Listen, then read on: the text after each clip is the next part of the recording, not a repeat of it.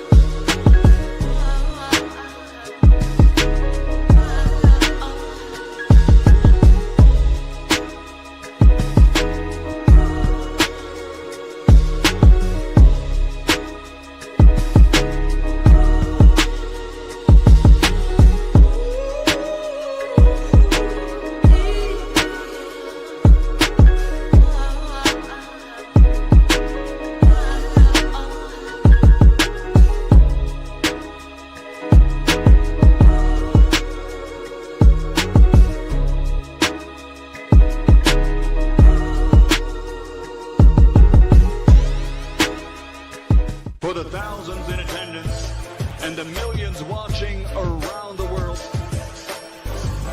ladies and gentlemen, let's get ready to rumble!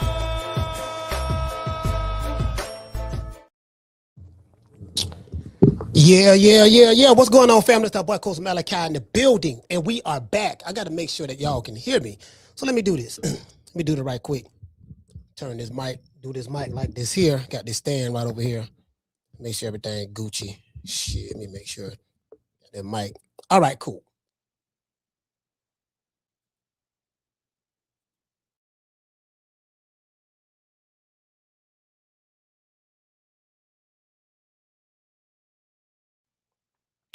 All right. I had to turn off the VPN blocker. Sorry about that. I know I was looking kind of blurry. It's gonna clear up in a little bit. I'm looking at it right now. We should be clearing up in a little bit. Let me refresh the screen again. Bear with me one moment. Should be clearing up. I should be clear right now. I should be. All right, it's clearing up. All right, I see it. It's clearing up. All right, cool. Sorry about that.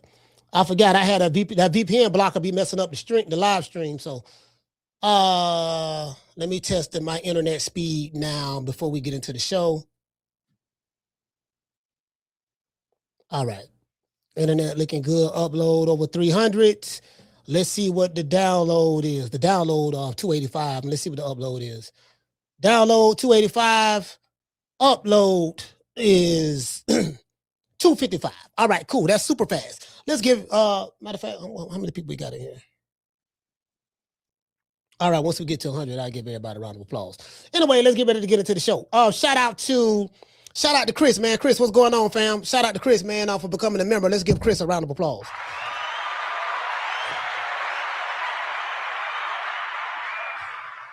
Chris Legg is a new member, man. Another thing too, man. We got some sad news. I don't want to really put it out there like that, man. But we got our good brother. He's a part of the TMP family. His name is our good brother James Kelly. Shout out to James Kelly, man.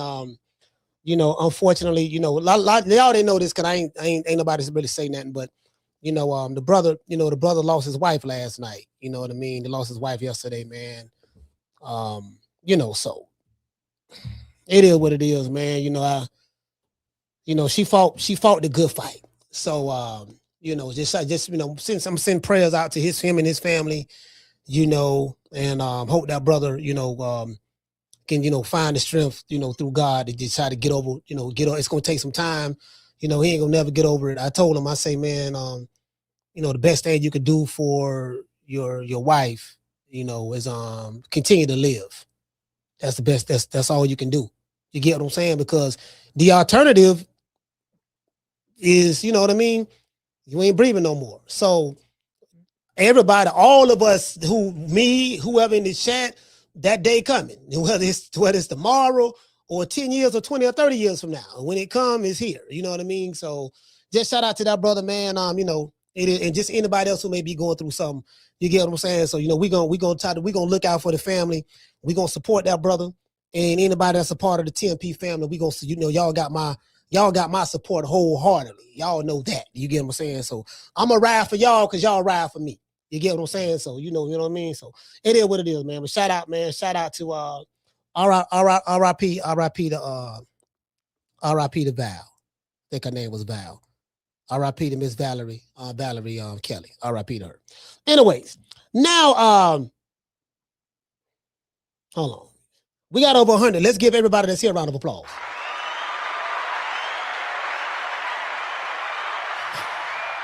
Yeah, man. See, goddamn it. Let's see. You know what I mean? See, let's see. Let's see. Can we get some laughter off in here today? Let's see. Can we get some laughter off here today, man? You get what I'm saying? Because I know when y'all come over here, man, everybody going through shit. This is what I be saying, right? Like this is what I be saying, right? I'm so trill with it. I'm so true and trill with it that, you know, I'm a straight shooter. I'm gonna just call it the way I see it. You get what I'm saying? And you know, sometimes in life, right? Like I'm looking at this situation with Ja Rule.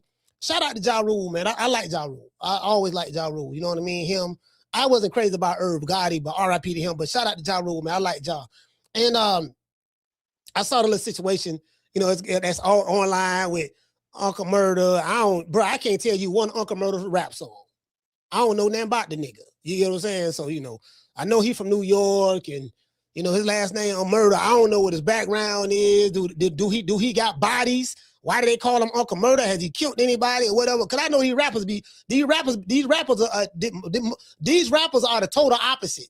Like the rappers I came up with in my era, my age group and older, the ones who were talking tough and gangster, they weren't doing none of that shit. They were just around people, came up in their neighborhood and heard stories and just used to regurgitate it and sell it in the video. But them niggas weren't doing none of that shit for the most part. You get what I'm saying? I'm just being honest with you. Motherfuckers like myself and people who I came up around, we was doing that shit. We did time and went to the feds and, you know, was talking about sentencing guidelines and state and federal courtrooms and you get what I'm saying, and minimum mandatories and all that stuff that we went through that. The rappers, a lot of them niggas, they did a goddamn thing. True. Oh shit, nigga, you rapping about me. You rap about my brother. See, you rapping about my other brother, Greg G-Man. You rapping about doggone my homeboy PJ. You rapping about Sunset. You ain't done none of that shit. But you went platinum, though. You went platinum. Shout out to you. Anyway. Yes, I saw that shit. I said, man, I went looking at this shit. I said, you know what, man? I'm like, bro, let's be real. All these dudes in their 50s, just like myself. 50 is in his 50s. I'm not the diehard crazy 50 Cent. I like some of his songs. I like his music. You know, from his first album, and you know the fact that he hooked up with Dre and the white boy Eminem and all that stuff there. Jimmy Iovine, who was very, very powerful. But outside of that, you know, I ain't no, you know, I'm not no stan. You get what I'm saying? Like, you know, the nigga was all right. He did good. You know what I mean? But other than that, you know, I don't now. What I will say is, whatever issue you have with a motherfucker, like you don't see this dude face to face. You don't been places with this dude, in planes and shit with this guy, and your boss ain't did a goddamn thing. Like these dudes, like, y'all gotta understand. Like a lot of these rappers, they selling the image. They ain't that. They just some niggas who came up on some money that's from some neighborhoods, streets, right? But a lot of these dudes, they ain't that. They came up. They got some money. Whoop de do. You get what I'm saying? You know, so it is what it is. Yeah, ain't nobody on that suck ass shit. I'm like, you know what I mean? Like, you know, nigga, you in your 50s, nigga, you got kids and grandkids. How you beefing with a nigga who ain't did a goddamn thing to you? You beefing with him because your homie don't like him. Your big homie who you look up to and follow don't like him. You up under another nigga Wayne in your 50s. Talking about, yeah, hey, Filth, I'm with Filth. Nigga, you in your 50s. He in his 50s. How you still up under another nigga Wayne? And you beefing with a dude because the dude who you up under beefing with him. Some shit from the 90s, fam. Like, y'all niggas look like idiots. To this day. You get what I'm saying? Nah, you talking about 50 troll game is good now. Nah, I don't really look at it like that. I look at 50 like this here. He got some powerful, he got some good white folks that's backing him. And 50 is used as a tool to tear down other people who look like me, who may be going through shit. Not saying that they don't deserve it, but you get what I'm saying? So I think what 50 is going to realize when the white folks get through with them, they break their tools. A tool is something that's going to be used. It's going to happen to Oprah. It's going to happen to Gayle King. Well, listen, nobody escaped this. Nobody escaped this shit. Escape unscathed. 50 is a willing participant to be a tool for the white man, the white establishment. That's what he is. You can disguise it as trolling, whatever the case may be, but you always attacking motherfuckers who look like you. But you ain't said nothing about Epstein. You ain't said nothing about Harvey Weinstein. You ain't said nothing about all these motherfuckers in Hollywood and LA who you be around. You ain't said nothing about them white folks or the small hats. So that's when I know you tough. Yeah, nigga, don't show me you tough, goddamn it, when you talking about me. Show me you tough when you go out and let me tell you something. When them crackers finish with 50 ass, guess what? They're gonna break it, they're gonna break their tools. True. See, one thing about me, I don't jump on the bandwagon of the popular nigga. I'm gonna call it the way it is.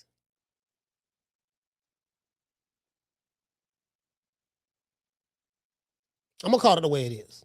You get what I'm saying? So, you know, he said the internet loves his chaos. Yeah, the internet the internet is all about entertainment. So it's all about crashing out and it's all about people laughing and shit. You get what I'm saying? That's what it's all about. It's for your entertainment. That's all it is. But you know, real life situations happen. You know, real life situations happen, right?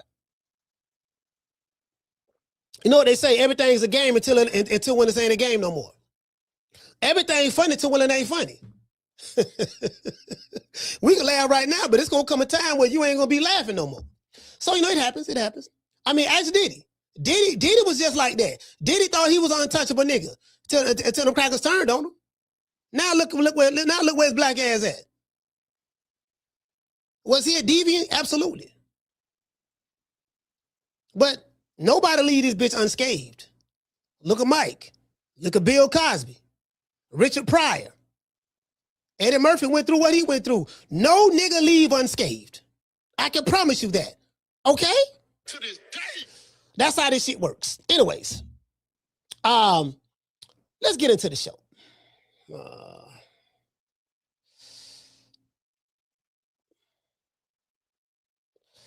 Let's see.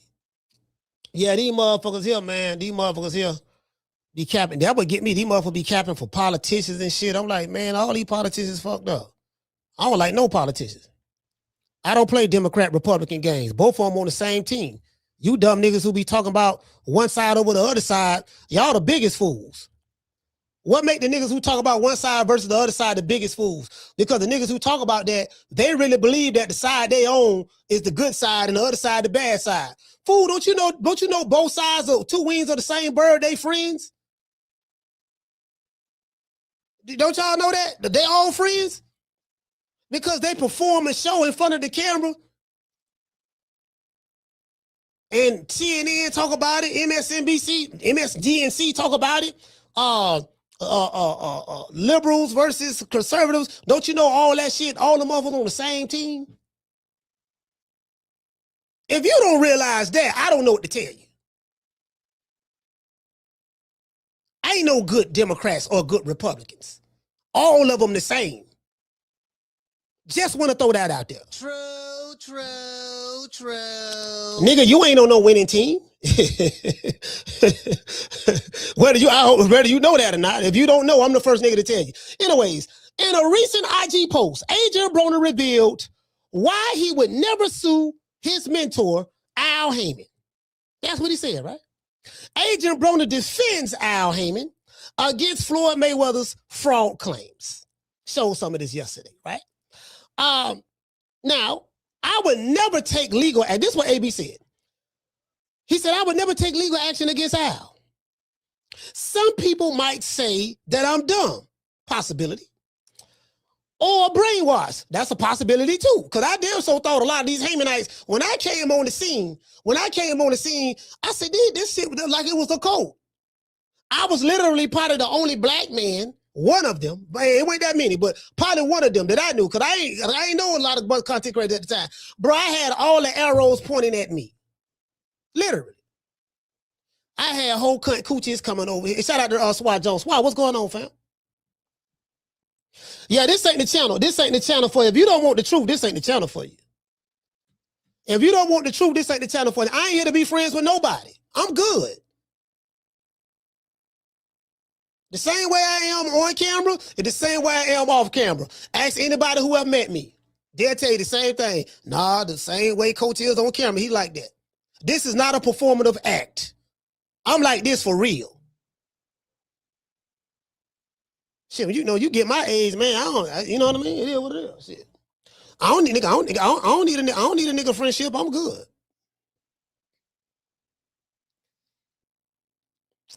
What it do? This dude say, Donovan said, I love the show, bro, but goddamn, we still talking about the same stuff. This getting old and boring. Then leave. Shout out to Donovan. Donovan say, he love the show, bro, but goddamn, we still talk about stuff, same stuff. This is old and boring. Okay, then leave. You got to take Davis' thumbnail. Then leave. Bye. You could have kept that shit to yourself, my nigga. I give 25 fucks about if it's getting old to you. Leave. Give a fuck about you, nigga. True. And take your fake love with you. Take your love and take it back to your mammy house. Unsubscribe and leave, nigga. I don't give a fuck about you. Could have kept that shit to yourself. Hoe ass nigga. Anyway, he said, apparently, I like old and boring. Great show every day, my G. Yeah, shit. One monkey don't stop no show. For real. You get what I'm saying? So, you know. Don't need your love. Don't need your friendship. Don't need your subscribership. Leave. Bye-bye, Felicia. Don't block him. Let the nigga leave on his own. Anyways, in a recent IG post, Adrien Broner revealed why he would never sue Al Haymon, right? So basically, he explained that he wouldn't sue him and all this stuff there, right? He said that if I'm owed my money, if I'm owed any money, oh well, Al kept me satisfied. So he's content. He's content. Did you get what I'm saying? He said Al kept him satisfied, and I would never spin the block in retaliation against Al. It is what it is at this point. See y'all soon. End quote. That's what AB said. Let's continue. Although AB has openly criticized Al in the past, he appears to take accountability for the things that he did wrong financially with his money. If a fighter is blowing, read them open the money law. If a fighter is blowing his money on frivolous things like jewelry, cars, clothes, and hoes, he can't turn around and get mad at the plug when he's broke and all his money is gone. You dig? I wonder how other PBC fighters really feel about AB's position. How they feel about Floyd Mayweather's position and what was said about Mr. Al in the lawsuit. You get what I'm saying? Let's see if other PBC fighters like Keith Thurman and Errol Spence would thank Al Haymon in their next fight, because we hear Errol Spence supposed to be back in the summertime. That's going to be 3 years since the last time he's fought. The last time he fought, July 2026, we know the Black Freezer put hands and foots on this nigga. We saw what happened to our Jamaican-American brother.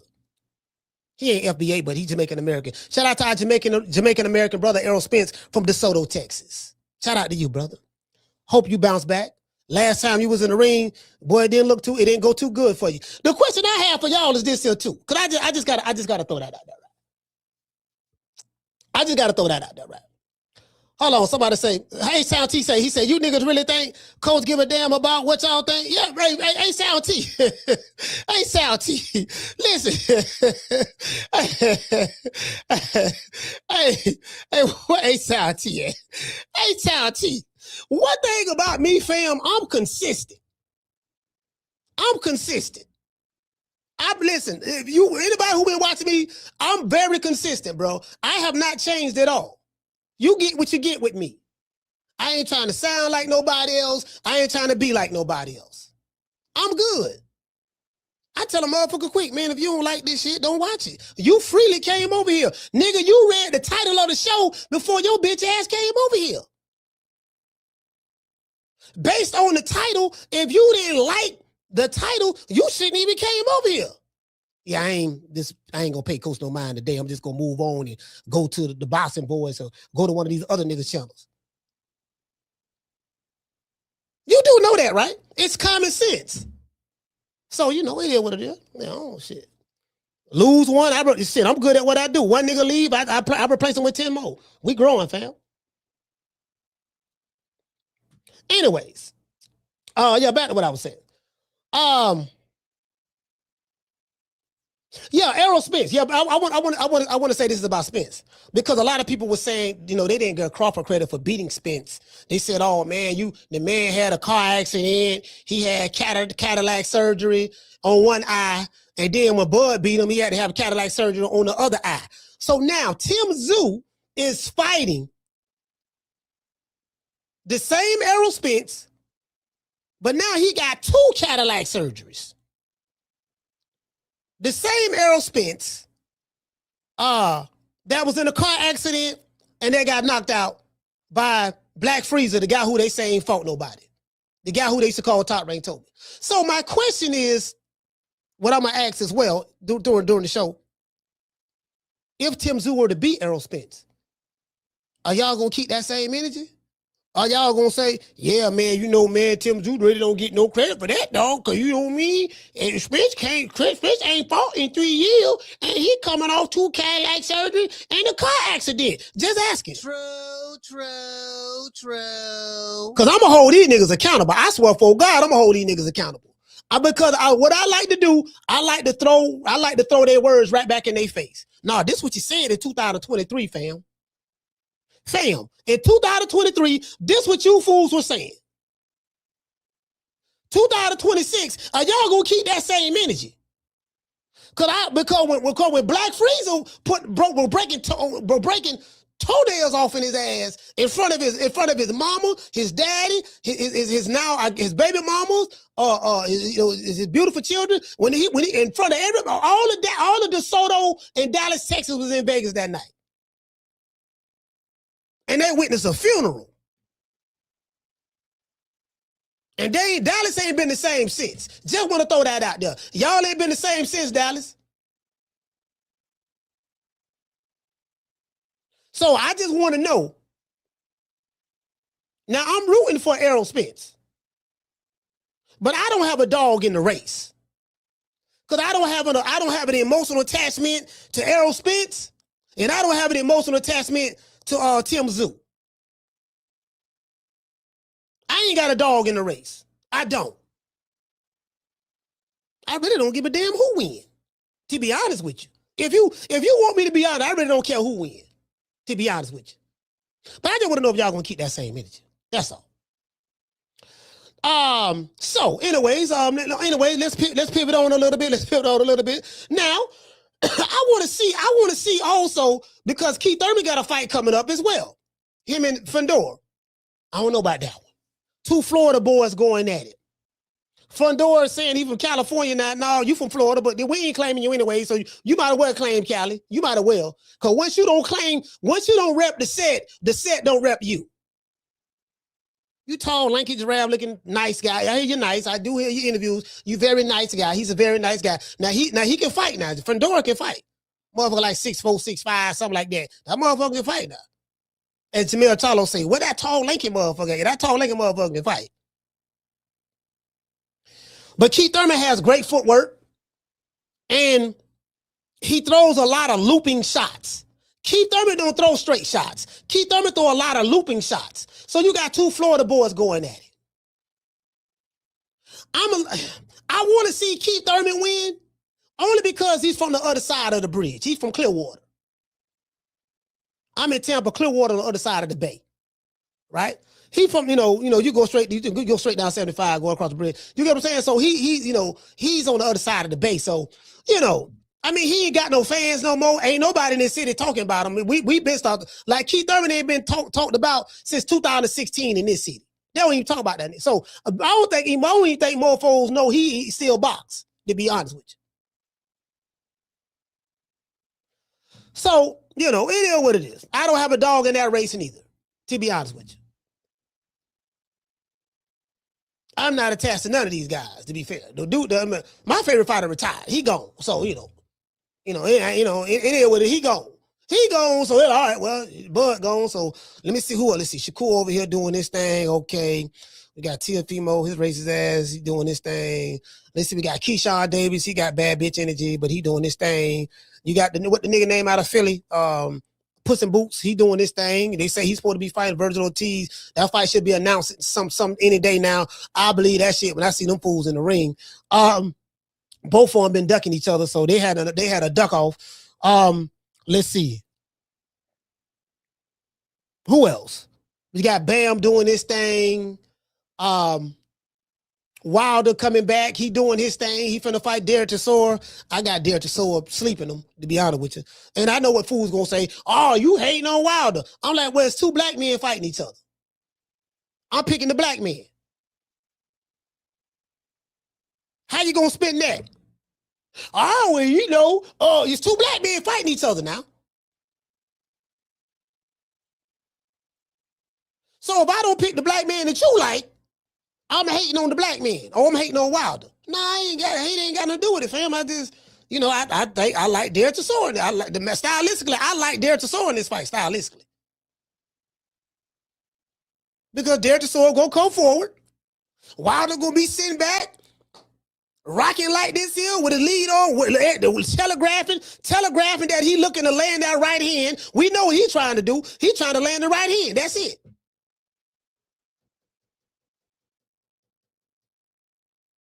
When he throw that right hand, because Wilder swing like this. He be throwing hammer punches. He throw the right, like he don't throw straight no more. He throwing like this here.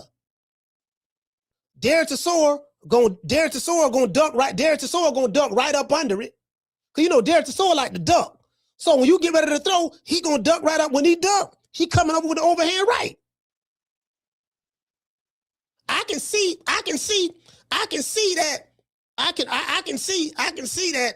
that happen. He said Google say bomb squad. Yeah, Google be lying. True. Shit, Google don't know nothing about no fights. Google just looking for information that's out there. When you Googling, Google just scour the internet for you and get information from different websites and whatever, and pile it all together. And that's what Google does. Google said that Wilder was going to beat Joseph Parker. You see how that turned out. Google said that Wilder was going to beat Zaylee Zane. You see how that turned out.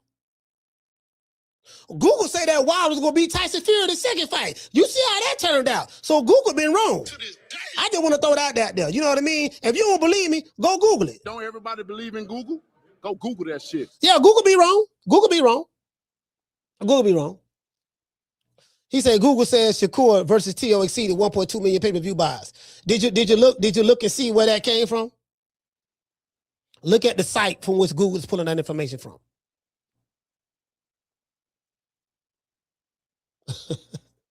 That's how that works, CJ. Just look at the site. When you're on Google, you're gonna find it. You're gonna look up something. You're gonna find the information. And then right up under that paragraph or whatever the information they give you, there's a little link right there. Click on that link, and then everything on the right light up, and it'll tell you where it got the information from. And then you go to those sources that Google is pulling it from, and then you read it and see where they got their information from.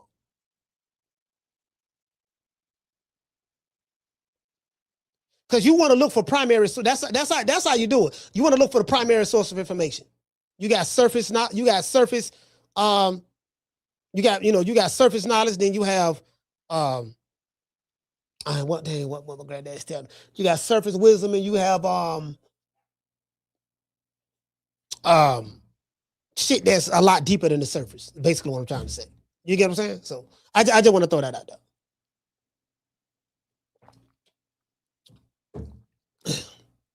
Yeah, you know what I mean? So it is what it is. Anyways, how do you guys feel about AB? What AB have to say? You know what I mean? As it relates to Al Haymon. And what do you guys think about? Adrien Broner's supposed to be coming back to fight too. I don't know who he's fighting for. He say he been training and look like he don't lost a little bit of weight. You get what I'm saying? So I just noticed, man, I see a lot of these dudes that was over there on that PBC island. Them dudes been on hiatus, fam. We ain't seen Jamel Charlo shit. But when he come back to fight, if he come back to fight later on this year, that he going on 3 years. And Canelo whooped him up September 2023. He going on 3 years. And see, I'm still mad at Jamel Charlo. I'm gonna tell you why. I used to be a fan of Jamel Charlo, dog. But he give off bad bitch energy too. You could tell. Listen, you could tell when a dude giving off bad bitch energy. You know how you know? Cause when they go to cocking their head and they go to bucking their eyeballs real wide, like yeah. They go to barking like dogs. Like I'm really on that. You better ask somebody about me. You better, you know what I mean? I'm like, you know what I mean? Oh, wow, you get what I'm saying? Like they give off. Bro. Like when I see Keyshawn Davis and Carissa Shields, literally I see the same people. Now I met both of these people. I've been around both of them. Spoke to both of them. Right? I know people who are part of Bud's team that's over there, who was a part of Bud's team, that's over there with Keyshawn Davis now. I got phone calls I can make, dog. I know what be going on. I know the as the sisters would say, I know the tea. I know what be going on. When I say I know a lot of people for real. You get what I'm saying? So, I mean, it is, but like some of these dudes, I'm telling you, these dudes be giving all bad bitch energy, popping their neck and, catching attitudes. Like you say, I want to say, like, real sassy. They act real sassy. They don't even realize it. And I'm like, you know what? I could tell he ain't had no man in his life. His mama raised him. Yeah, that's a mama. Yeah, his mama raised him. He ain't had no male influences in his life. You can tell. Yeah, this dude right here, I don't know about this one. Gotta keep my eye on that boy right there. That boy there, look, he got some nice hands, but nigga emotionally unstable. I don't know about him. And it's like, then I'm looking at I'm looking at all these dudes crazy. I'm like, man, you know what, man? All these niggas just look crazy to me right now. Like, you get what I'm saying? Like all these dudes went crazy to me right now.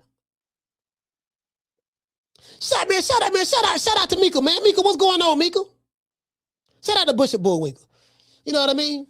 Yeah, I ain't gonna lie. I sure wish we had more women over here. need some sisters over here, fam. Well, yeah, we need some sisters. These goddamn beta males. I'm a Sigma, so all right, man. I'm like, man, I'm gonna say what the fuck I got to say. I ain't one of them sometime niggas. Just talk one way, you know what I mean? And then, nah, man, I'm shit. It is what it is, man. Hey, what you say? Hey, Brian say raised by the Nims. Yeah, mama Nim, cousin Nim, auntie Nim. Hey, you know how black folks is. Hey, hello. Yeah, Keisha, what's going on? Nothing. What's up? Who over there? Oh, ain't nobody over here. But Mama Nim. Oh, Mama Nim. So you know what Mama Nim? When she say Mama Nim, then you know who Nim is. Nim is the usual people that's over there. Shout out to Miss Steph. Nim is the people who's always there. Mama Nim, who there? Okay, Mama there, Daddy there. If you daddy there, Daddy there. Uncle Rob there. You know what I mean? Nephew John, he there. Keisha, she there. You know what I mean? Tamika, she there. Ronisha, she there. Man there. Larry there, Willie James, he there, Willie James there, Willie James. Okay, all right, we know who Nim is. Mama Nim. You ain't got to say about it now. We know who it is. Mama Nim. You know what I mean? Yeah, Mama Nim. Who, you know what I mean? You feel me? Nim represents. Nigga be like, yeah, mama, y'all know how it is, man. The Nims. It's my man. Y'all hustle man. It's my man. I thought you was my man. Shout out to them niggas in New York. Hey, them cats in New York, bro. Them cats in New York, especially Brooklyn. Shout out to Brooklyn. Yeah, I always said, I said, if I was from let's say hypothetically, I was to go back in time and I was born in New York, right? Come on, I say, man, if I come from New York, where would I want to be from if I just hypothetically came from New York, right? I probably would want to be a Harlem cat. I don't really see. I got a little Brooklyn in me. I do got some Brooklyn in me, but yeah, I ain't gonna lie, I probably got more Brooklyn in me, but you know what? I don't know. Like, I probably would want to be a Harlem cat. But I don't know. I'm leaning towards Harlem. I'm leaning that, my granddaddy from Harlem.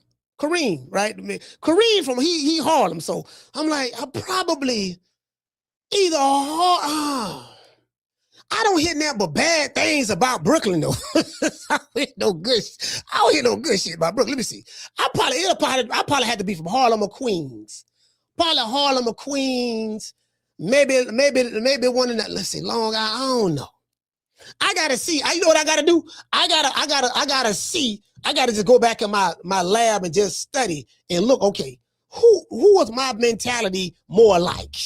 And is my mentality more like a Brooklyn cat or a Harlem cat or a Queen? I gotta try to figure out. You know what I mean? I gotta try to figure out. Cause I'm like, you know what? I might fit in Brooklyn. Now that I think about it.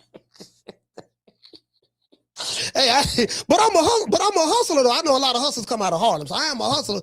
But I think I'll probably be more Brooklyn. I just thought about that. I might be a cross between the two. I might be Brooklyn and Harlem. But what's a cross? Where my people from New York at? What's a cross between? What would you call a Brooklyn cat mixed with a Harlem cat? What would you call that?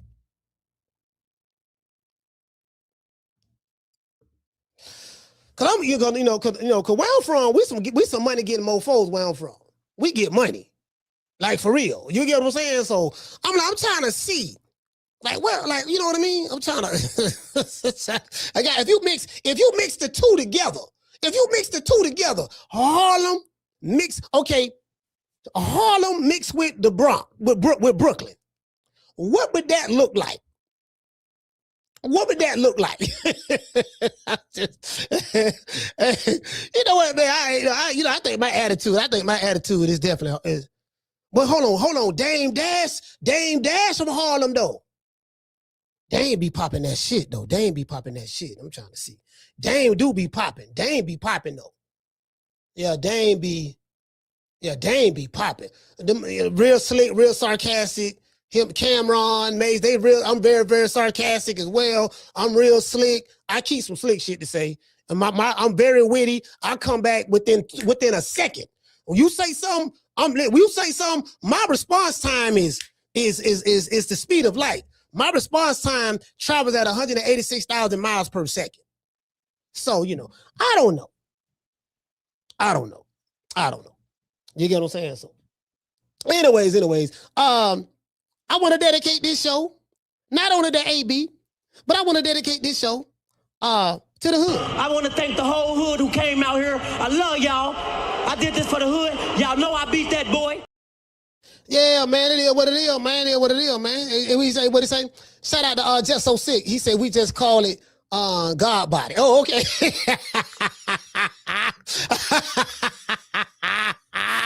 But the King he said, I'm from Atlantic City and Washington, D.C. You get the best of both worlds, coach. It's a real ninja.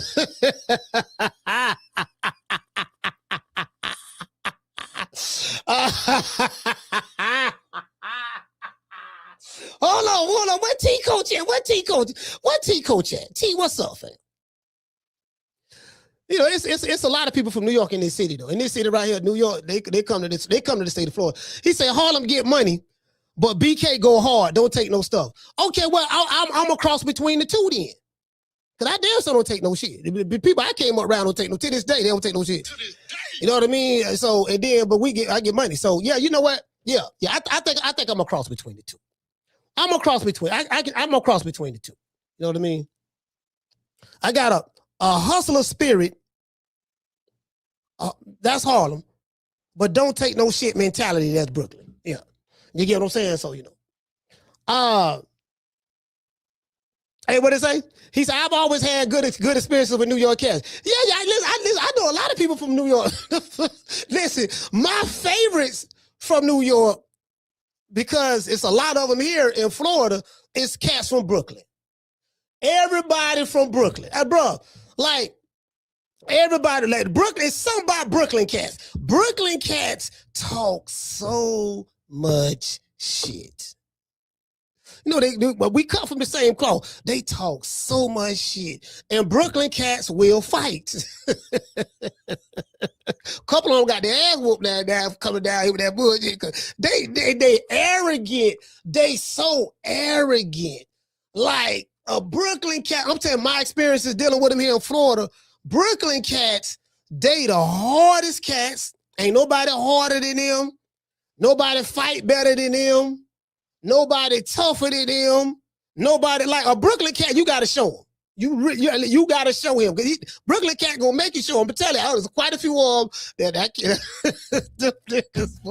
they gonna make you run it, dog. They gonna make you run it. They gonna make you run it. You know what I mean? You know what I mean? Now, they gonna make you run it. Now you gonna have to show them something. You got to show them something. But everywhere they go, they just. I'm from New York, son. I'm from Brooklyn, son. I'm from Brooklyn. You see what I'm saying? You know, like they just some arrogant, cocky motherfuckers. I'm just saying, you know, he said, yeah, you got to show me. I was like, all right, fam, we finna show you then. We damn so finna show you. We finna show you. And once we show you, when you go back to Brooklyn, let them know what happened.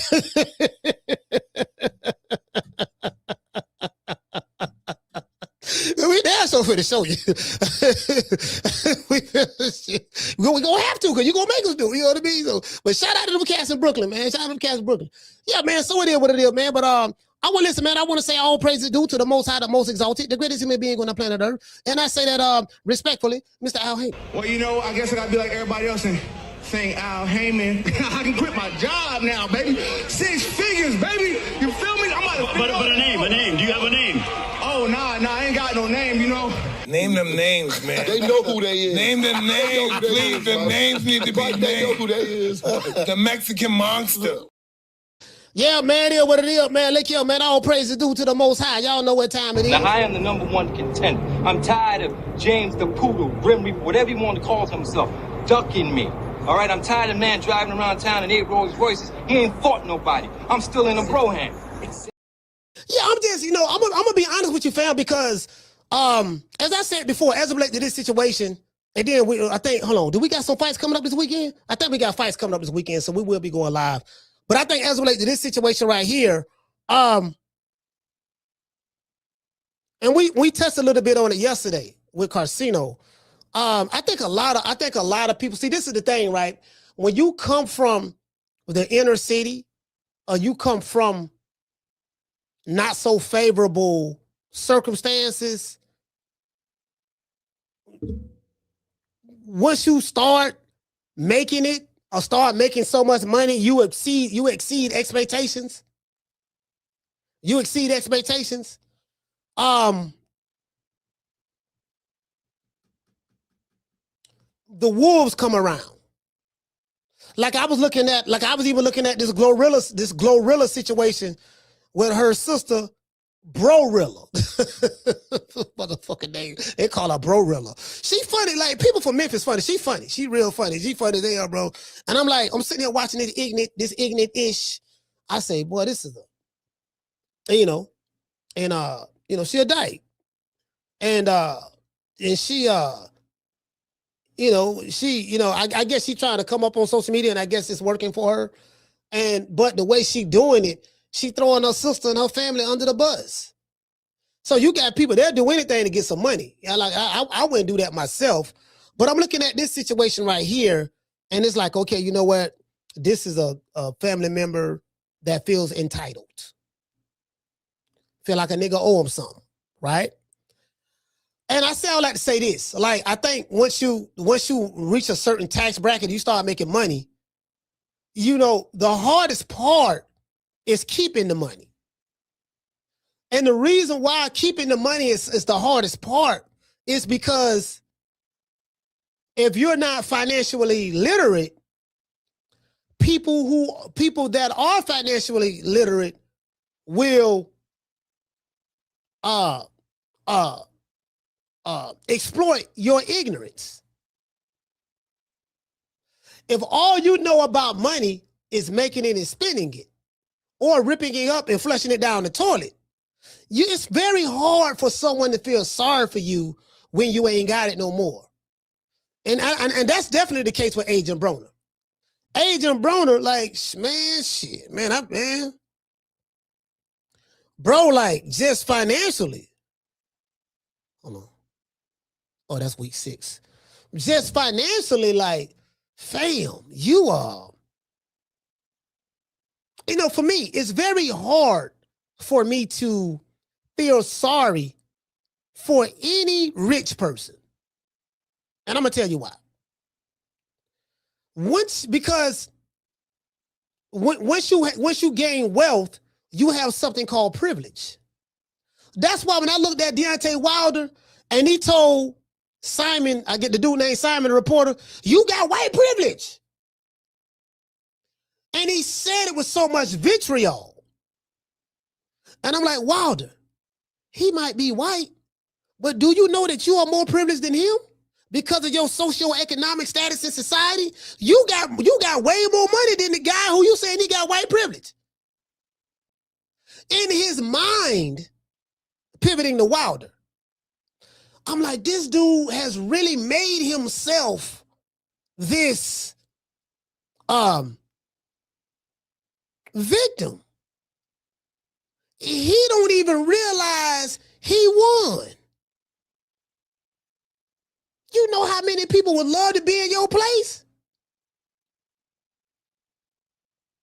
You know, so you got a lot of stuff that's going on with rich people, like with Floyd, you know, AB at one time, and Al, and all these stuff there. Like, these are what you call rich people problems.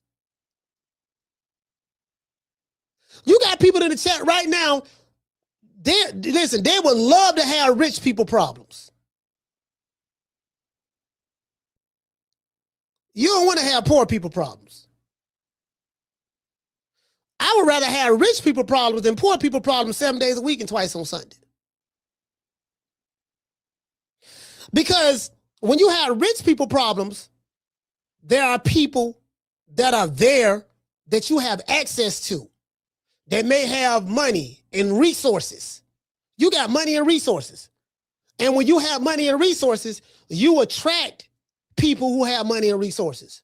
So you always got people you may can call or lean on or whatever. You get what I'm saying? But when you broke and ain't got nothing, who you gonna call? Ghostbusters? Hey, mama. Yeah, what's up, son? Mama, can you loan me $50? I pay it back to you at the end of the week. Yeah, you told me that 2 weeks ago. You ain't paying $50 back like that. I know, mama, but let me borrow. You know what I mean? And then you go to your bae, when your income tax coming? Why you worry about when my income tax coming? Ain't you claiming the kids? Yeah, these my kids, my other baby daddy. I ain't got but one child from you, so what they got to do there? Yeah, but okay, but listen, this is what I need. I need to borrow. How much you getting back?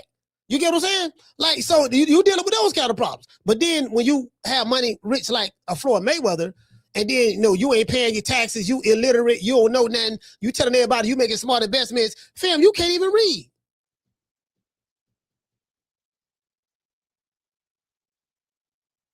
You get what I'm saying? You telling everybody you making smart investments. How you making smart investments, but you can't read?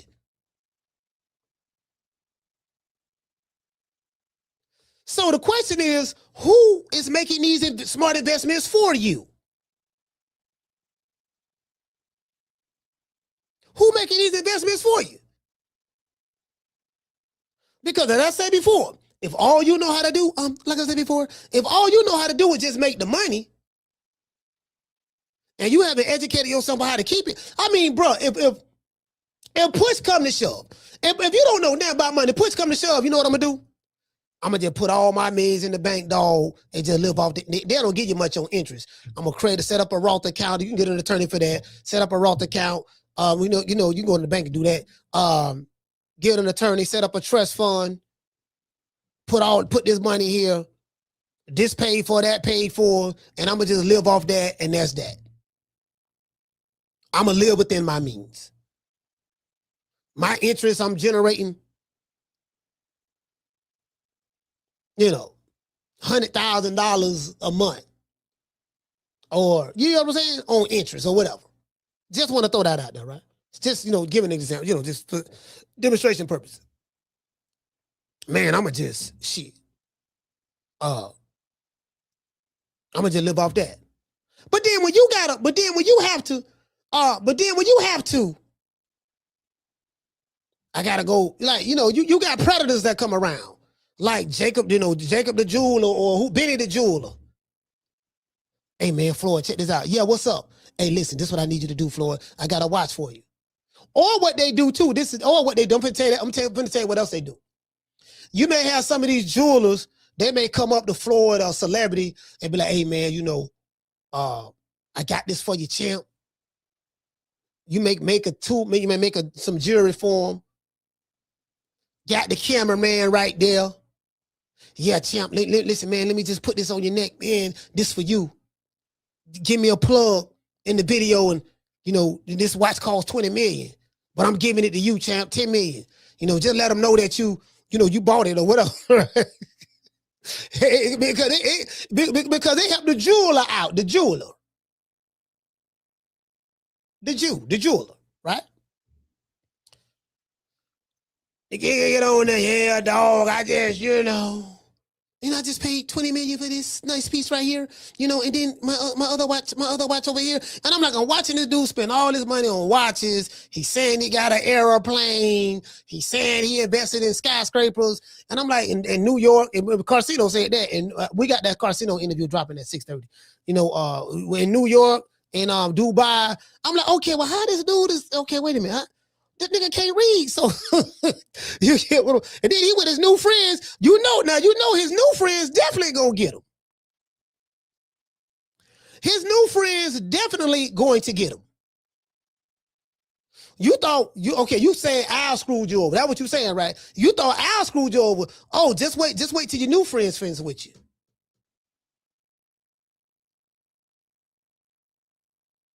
When they finish with you, fam, whew. You're going to be walking real loose. True. Lord have mercy. Now, I run every kind of bitch, every kind of place, and I know one thing. When it comes down on you, you either collectivize or you run like a solitary rat. Yeah, man, solitary rat. It is what it is, man. Shout out to the Snow Bunnies. See your eyes shine, she's my Snow Bunny, please. In the winter lights, she's my sweet dust of cream. Tuck to my nose, this lover's got it so raw. Make you move, stepping out of control. It's me against the light. Snow Bunny. Moving on the bar. Everything's so right. Got that smooth, so feel. No, that's Next to the law. With my Snow Bunny love. We're party by the night. see your eyes shine, she's my Snow Bunny, please. In the winter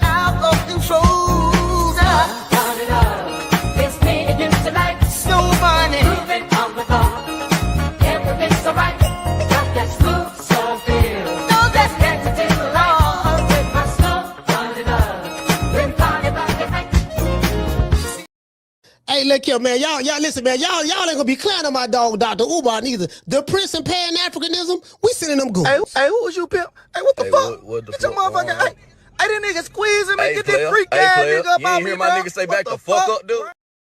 Well, listen, man. One thing about me, boy, I got to tell you this. Let me address something to some of the haters out there about me. Y'all can kiss my ass. Twice. Facts, and we will send them. What we gonna send? Them goons. Gloria Day and the Set Trips. These niggas don't play. These niggas don't play. We don't play. You ain't heard. They be tripping. We be tripping. So they swerving on. We swerve on. No faking and no switching.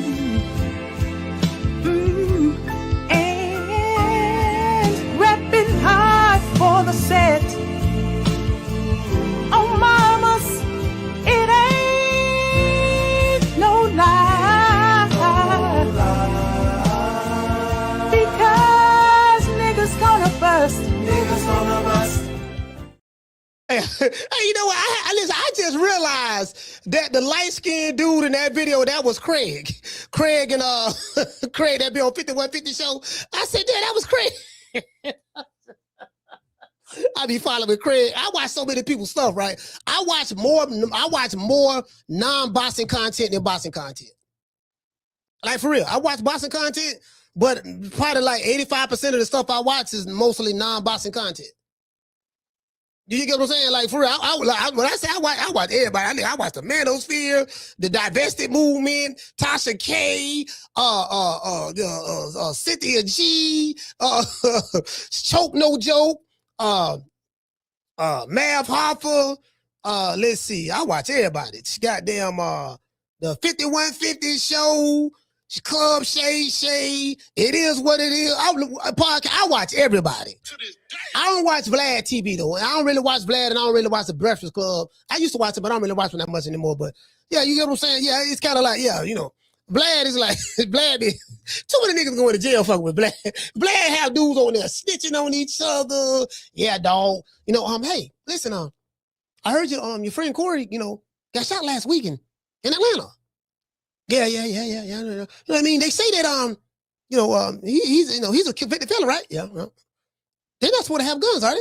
Well, that don't stop motherfucker convicted felon. That don't stop motherfucker from not having no gun. Rather be judged by 12 and carried by 6, 7 days a week, twice on Sunday. True. That convicted felon shit don't stop another goddamn thing. I'm telling you right now. Yeah, like, yeah, okay, what? Yeah, you know, well, they say they got a shootout with Young Thug and, you know, and all that. Well, not one of Young Thug goons, and they say he hit, 2 people. You know, is that true?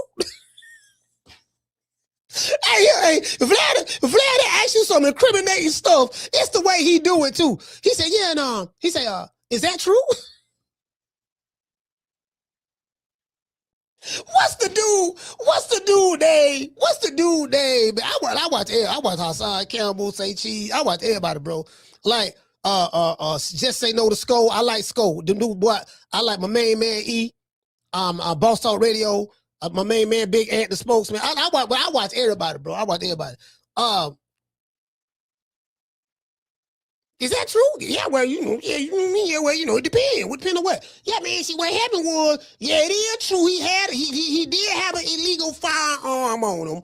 This the kicker, Vlad. What's that? No, the fire he had, it had 2 bodies on it. Wow, 2 bodies? Yeah.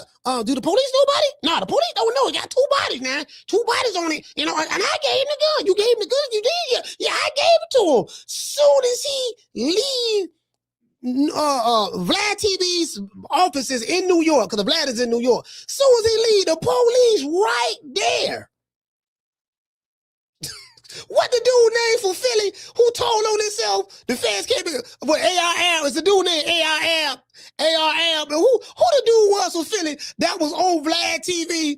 Man, these people ain't know nothing. The man confessed to crimes, unsolved crimes that the Philadelphia Police Department didn't know nothing about. Hey, Marquivia, say free. Man, look, this man, bro. Hey, G5. What what G5? Hey, G5. G5.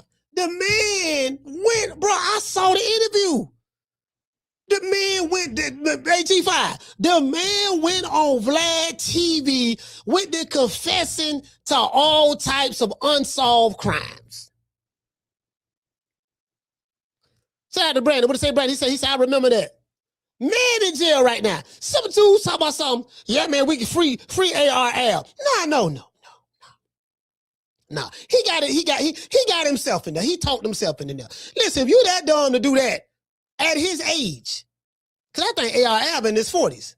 At his age, come on, fam. I can't really get mad. Now, will Vlad come in there? You can say, well, Vlad ain't got to been asking them type of questions. You know, niggas, you know people going to jail when they go on there.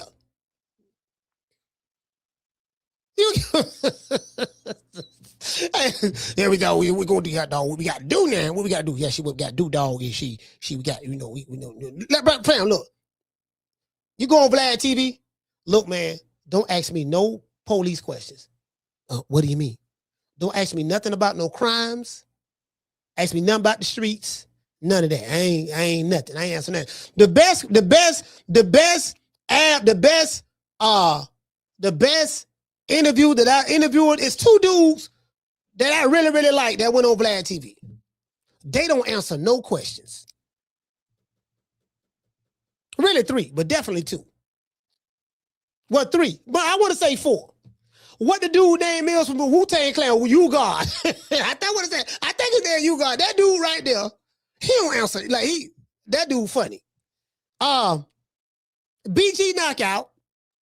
Straight out of Compton. BG Knockout. He don't really answer no question like that.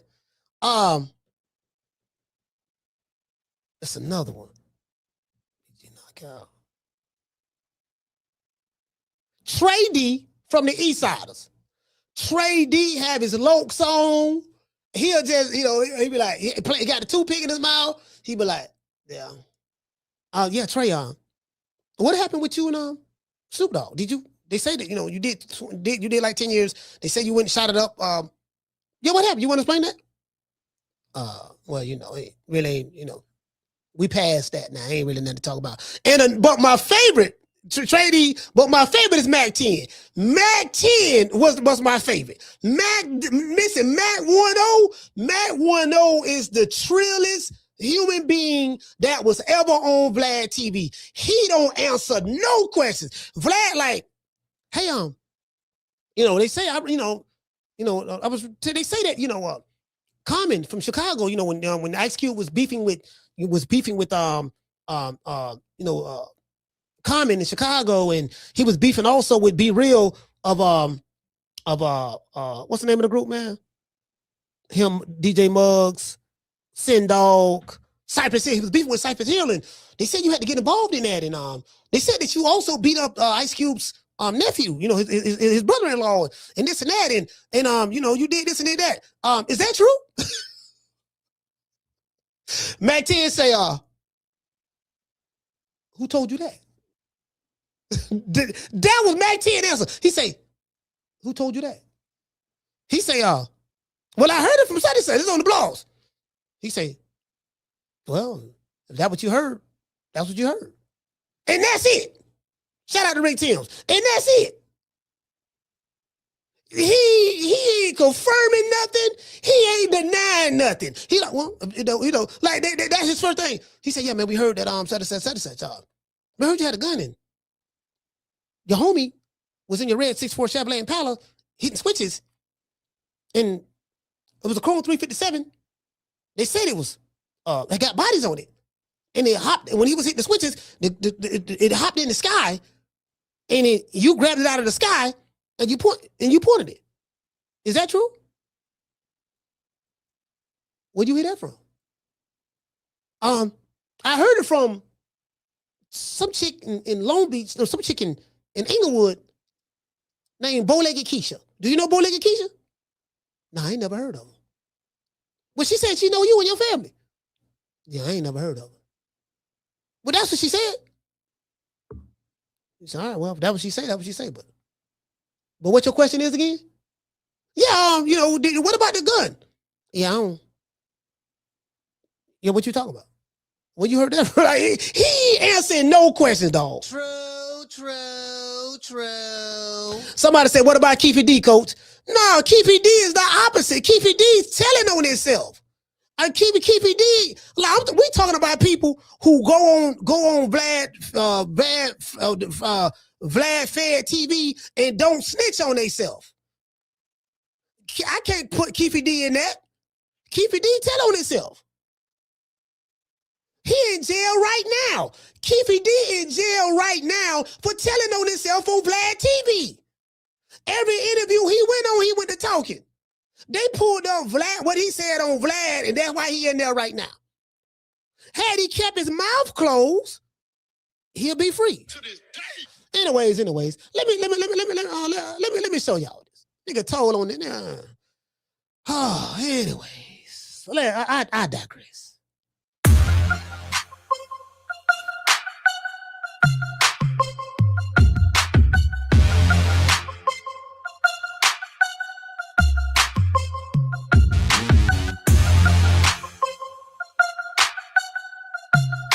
Okay, this is AB.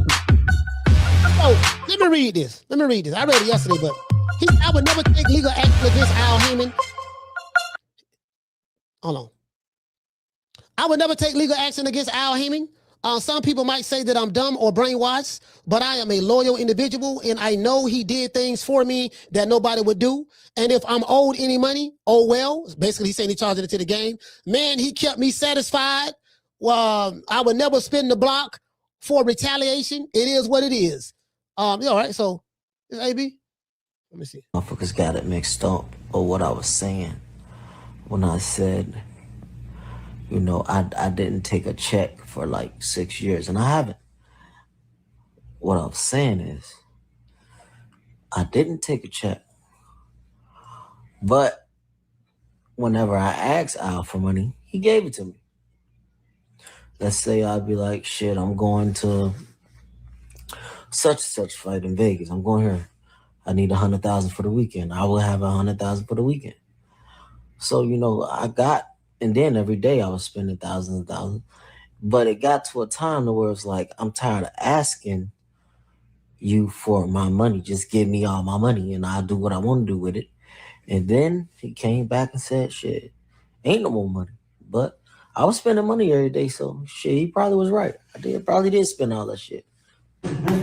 So the reason why I played that is it's a strong possibility that Floyd Mayweather could have spent a lot of it, most of all of his money. Like you're dealing with an illiterate fighter. And this is no shade to Floyd Mayweather. This is no shade to him. But shout out to my brother, man, A-Sound, man, A-Sound T, and shout out to Rick Timms, man, Southside in this bitch. But you're dealing with an illiterate fighter. This dude is illiterate. He's a great fighter. He can box. He can fight. But when you make, like when Carcito was on here, he say, look, that picture, remember that picture? He said he gave Floyd 2 checks. One was for the Birdo fight, and the other one was for to pay the tax man. You owe taxes. And he said, Floyd looking at him crazy like he didn't understand. You got to pay taxes. Unfortunately. When you're making that kind of money, that puts you in the 40, 38, 39, 40% tax bracket. So that's why they say, like, okay, this is what I was taught. I got a friend of mine. He working with, so he got a lot of money. I'm not saying he Bill Gates or nothing like that, or Warren, he ain't that, but I'm saying in comparison to everyone else who I came up around, this dude, he got it. Multi-millionaire, probably like a couple million, 2, 3 million, I don't know, somewhere up in there, right? But he told me, he say, look, he say, damn, hold on, I forgot what I was gonna say. Hold on, I gotta go back to what AB said. He spent this money. Oh, he said that when I make money, I don't look at it as though I made $100,000. I look at it as though I made 60. Now, of course, there's certain things you could do roll your money in the Roth account. That's non-taxable. However you want to do it, right? Just talk to whoever you want to talk to. I say, why you say that? He say because 40% of that is going to the IRS. I said, okay, cool. Now, he said I got a business, so I know how to get around that. I got to pay some tax, but I know how to pretty much, defer it and get, you know what I mean? Like, people who got money, you got to have some smart people around you who know how to, who understand tax law. Like if you get like what he told me, what he taught me, he said, when you ever get some money, he said the two most important people on your team is going to be a tax law accountant, an accountant that understands tax laws, and a tax law attorney. You don't want to just get no financial advisor or anything like that. You can get that. He said, but when you start making some real money, it's two people you need on your team.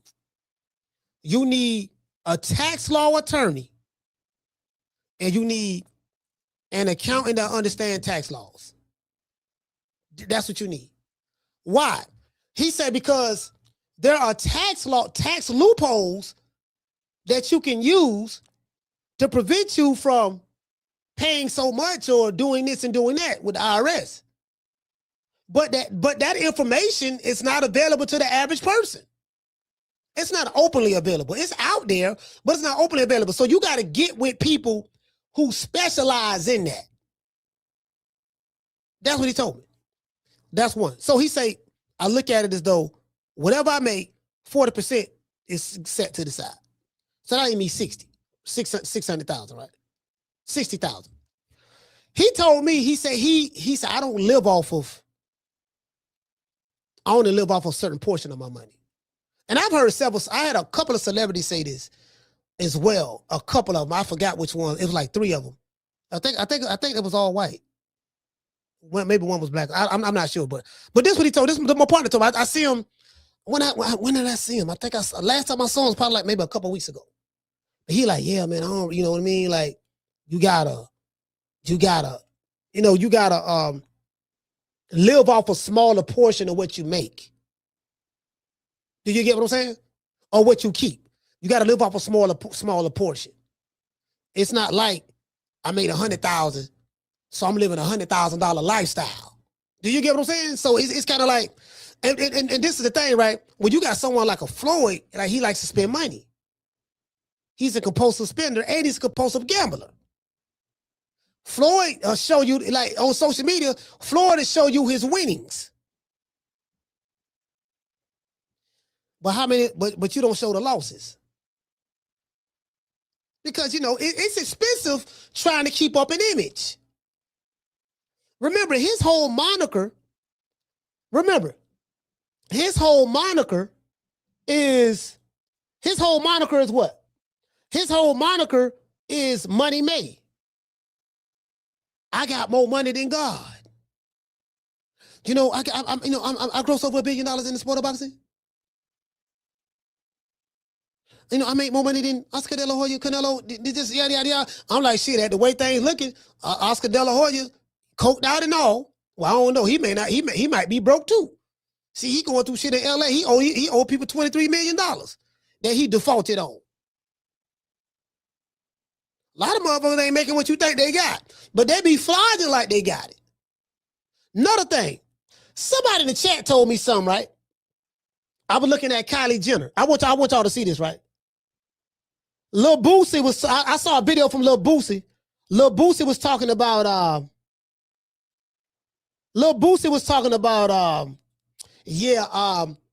matter of fact, let me see, can I show y'all this? He was talking about, and I'm gonna drop these phone lines because we talking about Floyd Mayweather. Like, all this shit is relevant, right? Because I'm like, fam, this dude, he put this image up like he got more money than anybody. But in actuality, hold on.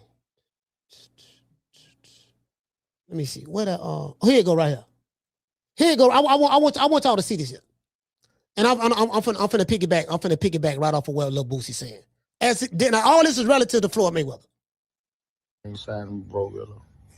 But I do want to say, people be thinking we have more money than we have. Every artist who got 50 million ain't got 50 million. Every artist you think got 100 million ain't got 100 million. If we get everybody, we gonna be broke.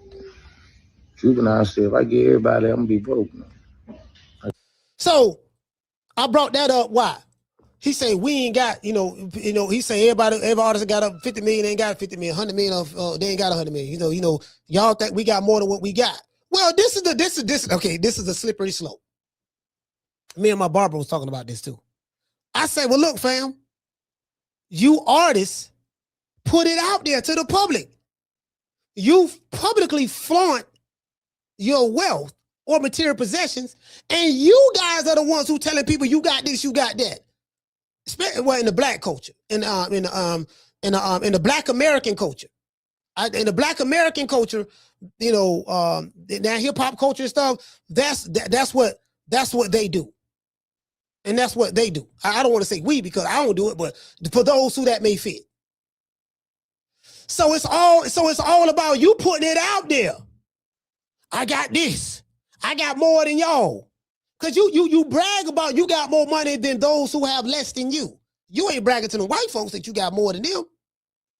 You ain't bragging to the Jews. You ain't bragging to the other white folks in America who rich. You ain't bragging to them. You trying to brag to people that's from your culture that have less than you. You trying to look good for them. Y'all put that out there. Now, oh yeah, we really ain't got what you think we got. Well, nigga, stop lying. True. I met Boosie. All right. He all right, dude. You know what I mean? He all right guy. Met him in Virginia at the Keyshawn Davis Ever De Los Santos fight. Shout out to Miss Connie. What did Miss Connie say? Look at me. Yeah, the look at me lifestyle. Miss Connie, check this out. I don't know if you. I played this. I played this yesterday, right? I played this yesterday. I want y'all to look up something called the ego economy. Ego economy. EGO economy. Ego economy is, it's always important for you to, like currency, like when people like your picture, like your video, or like this or like that, and yeah, you know what I mean? It's like, yeah, I went out and showed everybody, I got this, I got that. I'm like, Warren Buffett ain't impressed with you. Like, who you trying to impress? You ain't impressing the white folks who cutting your check. You damn sure ain't impressing them. So who face you trying to rub this in? And then come to find out you ain't got the money that you been bragging about. So you been on social media lying like these other people who be lying. Because the real people the real money don't do no talking. People I know, and I don't know nobody nowhere near on the level that some of these guys know, they don't even like talking about money. You don't even know they got it. I know a dude right now. He come to Foster's barbershop. He from Pennsylvania. I ain't gonna say his name. He from Pennsylvania. This motherfucker got like, I want to say he got a bunch of dispensaries all throughout Pennsylvania. He got some in Philly, all throughout Pennsylvania. And he have some dispensaries, I want to say in New Jersey. Yeah, I want to say Jersey. I'm not sure. But financially, it's a brother. Financially, he a brother, he in his 40s. He like his early 40s. He like 40, 41, something like that. Yeah, but I think, matter of fact, I think he's from Philly. I'm not sure. I know he's from Pennsylvania. No, I think he's from Philly. Yeah, I think he's from Philly. I don't know which part. I ask him when I see him. You'll never know he got money. And he got some M's. And because he come from the tech world as well. And brother come in there, got some regular jeans on. If you see him, you'll just think, if you see him like these chicks that say they baddies and they boss chicks, The baddies and the boss chicks will walk right by this dude. He about, I don't know, he about 6 feet tall.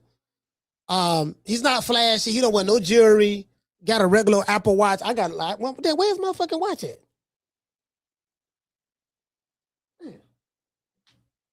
My bad. I'm just talking about my watch time. I gotta find my watch. Anyway, yeah, he like, they'll never know. This nigga got it. He wanted to do that be talking to me about just financial advice, money and stuff like that, what to do with it, how to, so I'll be talking to him, you know what I mean? Just like, bro, like, the entertainment culture and boxing is, and Floyd Mayweather, and you see, you got to understand, right? Like with Floyd always wanted to, he came from nothing. So, by him coming from nothing, he, it's very important to him that I show y'all I got it. But who are you showing it to? You trying to show off to us, and then now you really ain't got it.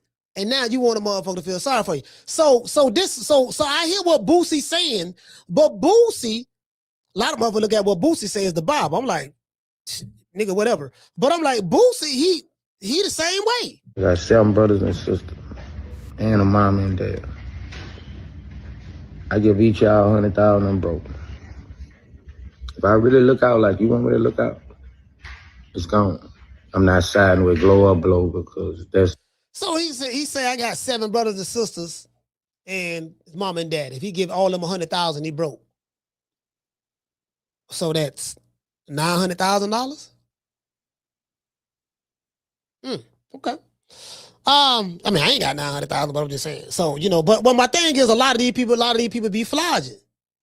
So it's a strong possibility that Floyd was spending a lot of his money. Again, this guy's illiterate. He got new friends now as well. Don't nobody know money like them new friends. I showed y'all the video of the new friends he got. They know money. And if they got a tool or a fool that's up there pledging allegiance, I'm like, my nigga, you pledge allegiance to them, but you won't even pledge allegiance to us. I noticed when Floyd was up there with those guys at the Jewish Republican Coalition Committee, Floyd wasn't talking about, I got, I got money. I got more money than y'all. You know what I mean? Like I said before, he wasn't talking about, like I said before. You notice he was on his best behavior. He was shucking the jive and buck dancing for butter biscuits for them, for the small hats. But it wasn't how he do when he around, when he on social media around us. It wasn't showing off his wealth. I got more than you. He wasn't talking about this guy right here. He's my Jonah. That's my Jewish brother. And if you got a problem with him, you got a problem with me. That's what Floyd said. I said, okay, it's interesting. It's going to be very, very hard for me to feel sorry for Floyd Mayweather. You blowed your money. You ain't got nothing. You blowed your money. You ain't broke like you could be working at McDonald's. But that 400 million oh yeah, matter of fact, I'm glad. Hold on, shout out to that 90s chick. That 90s chick just reminded me of something. Hold on, Kylie Jenner.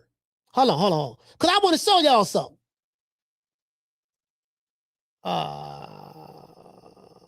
Let's go to bookmarks. That 90s chick told me, cause like look, they be throwing all this bullshit around. Jigga Man, Jay-Z, he worked for Billy. He the first hip-hop billionaire. All this bullshit. Niggas be... Hold on. Where is that? And I'm like, why is it so important for you to put that new news and information out there that you the first hip-hop billionaire and all this stuff there? And I'm like, where these people be getting this information from? Matter of fact, let's look up Kylie Jenner.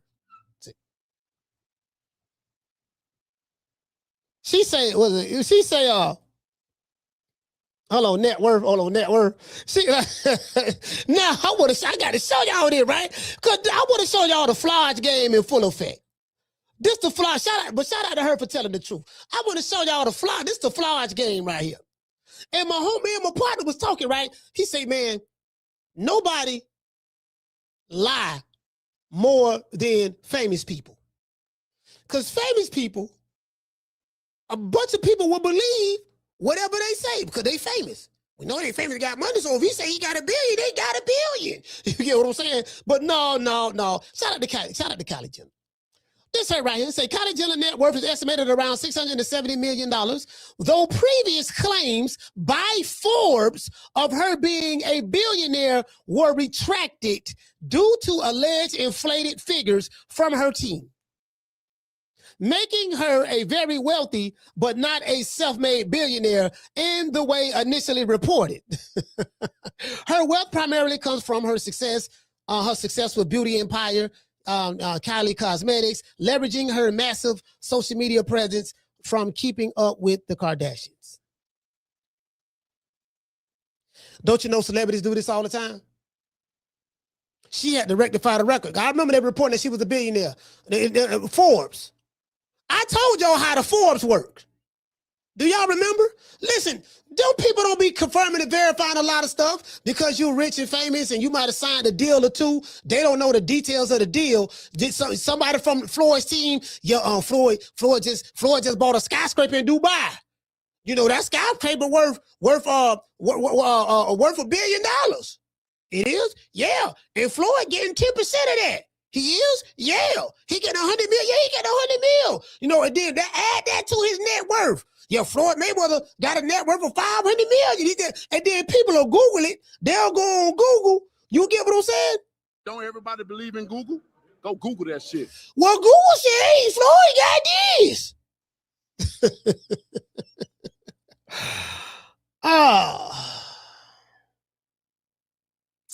Yeah. That pretty much. I mean, that pretty much how it go. So let's do this. Let me show y'all. Let me show y'all how to use Google. Cause y'all don't know how to use Google. I'm gonna drop these phone lines. The source came from Forbes. See, Google, when y'all pull stuff up on Google, y'all see this right here? This is the source from which Google is pulling this information from. You dig? So when you go here, they pulled it from andsimple.co. They pulled it from right here, Entertainment Newsletter, News Nation.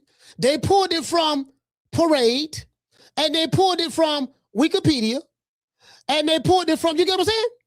So, and they pulled it from Axios. So what you do, you gotta go to Axios and see where they got their information from. This is how you vet it. And then you got to go to Wikipedia, where you got your information from. They just told us, right? You got to go to Parade. Where did you get your information from? And you got to go to News Nation and see where did they get their information from. You got to click on these and see what they sources say. And go to and Simple and see what they sources say. Now, if they say, well, look, we got it all from Forbes. So Forbes, where do you get this information from? Forbes got it from somebody from Kylie Jenner's team called us and told us. So we updated the information. Oh, okay. Do you know who it is? No. No or no? No? Okay, no. Okay, cool. So that's how that works. So the average person will go on Google, look it up, not knowing to check the source from which Google is pulling the information from. They don't know that. Because you got to check the source, and then you got to check the source. You got to check where that source got it from, until you get down to the bare bones of it. Until you get down to the primary. But what we're looking for is what? We're looking for a primary source of information. What's primary source of information? Where the information originated from. Because I can tell y'all something, and then Swat Jones can hear it, and then he'll tell Schoolo, and then Schoolo will tell Markevion, then Markevion to tell Cooking with Sir Senior. Then by the time they get to Cooking with Sir Senior, the story is totally different from the original. And then the original guy who said it, he lied. So Forbes had to retract it. So what that tell me? Forbes make mistakes. Celebrities do this all the time. They lie about what they really got. Floyd Mayweather ain't no different. Now, I know a Flomo gonna get on here, oh, you hating on Floyd. But you ain't gonna say I'm hating on Kylie Jenner. Because it don't fit your racial narrative. You dig? True. Yeah, that's what it be. That's what it be. They just be flogging. They just be flogging. That's all. Just be flogging. You get what I'm saying? So again, I just use that as an example. So yeah, the celebrity is rich, but they rich in comparison to me and you, the average everyday folk. They are privileged. Like I look at Wilder. Wilder crying, talking about he a victim. Look how they did me. They did me wrong. And I'm like, okay, Wilder, hold on. Hold on, fam, I'm lost. You a country bumpkin from Alabama. Although you barely can speak the English language correctly, you have been able to amass a lot of wealth over a period of time with the help of them good white folks. Good white folks like JD's. Good white folks like the old white man who took you to the gym. Good white folks like Shelly Finkel, who is a part of the White Hats community. Good white folks like Cosmo and Donato from the LGBT community, the alphabet community. So I'm like, I mean, they've been, like, what are you talking about, fam? Like, what are you so, shout out to Miss Connie. What are you so upset? Like, what's the problem? I'm looking for some good white folks now to put some money in my pocket. I would love to be assaulted with a bag full of money. Hit me in the head with a money bag. I would be grateful. I know what to do with it myself when I get it. Because I don't blow money before. I say, boy, when I get it this time, and I'm almost there. But I said, when I get it this time, again, it's going to be different because you learn from your mistakes. In society, in the entertainment world, and boxing is entertainment, sports entertainment. You know what they say, right? Behind every rich black man, there's a good white man. True.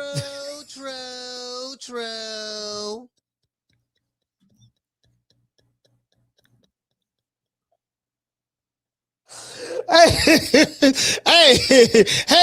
but if they say behind business, or they say behind every rich black man, there's a Jew. Shout out to the Jewish community. And that's what I'm saying about 50. I say, look, when they finish with you, they gonna do you like they did the rest of them niggas that came before you. You can make all the documentaries all you want about Diddy, and I ain't not an apologist for Diddy. You can troll whoever you want to troll. You can put this tough guy gangster persona on, and he probably, or whatever. I ain't never known to do no tough shit, but I don't think I ever known about the brother. He got shot 9 times. That's what he said. I don't even know if that's true. I know you for being a victim of a gunshot wound. That's your claim to fame. In your songs. That don't make you tough. Getting shot don't make you tough. Yeah, I got shot. Yeah.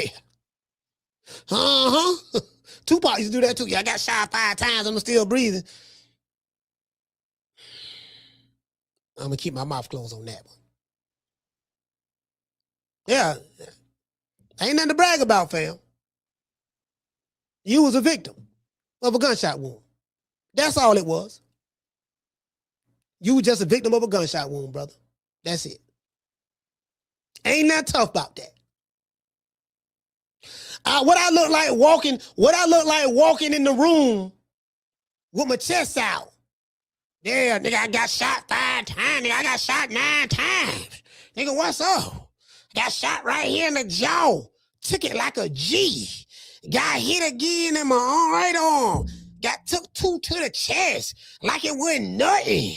Took another one in my calf. You dig? And I survived it. Oh, okay, so you just a survivor of a gunshot wound. That's all. You got shot 9 times, you survived it. That's all. That's all it is. They took that. Bro, they took that. right, nigga took off. He hooked up with Eminem, Drake, Jimmy Iovine, and yeah, they monetized it. Coming on stage with the bulletproof vest. I say, man, these niggas right, boy, these smellable, boy. I say, boy, ooh, them small hats are mug. Boy, they marketed the hell out of that. I'm like, well, damn, I got shot too. That was shit. That shit hurt. That shit hurt. Nigga, I thought I would die. Nigga, I was laughing and I was crying and I was laughing. I was crying. No people stick what they call the catheter or whatever it's called. They stick this through the hole of your of your private part. They stick that in there. You know what I mean? And you're gonna be using the bathroom through that. They did all that. I'm like, man, that shit went. I'm like, I don't know what these motherfuckers was bragging about and celebrating. And nigga, this wasn't. I got airlifted. They put me in the helicopter and flew me to Tampa General Hospital. I got airlifted. You get what I'm saying? Yeah, I got hit right here. You know, went in right there, came out right there. Gratefully, it didn't hit the spine, and then I got hit. They know what I mean? That ain't nothing to brag about, bro. I ain't bragging about, nigga. I was a victim that night. 2 o'clock, 3 o'clock in the morning. I was a victim that night. Dude almost unalived me. That ain't nothing to brag about. That did not make me tough. Ain't nothing tough about getting shot. True.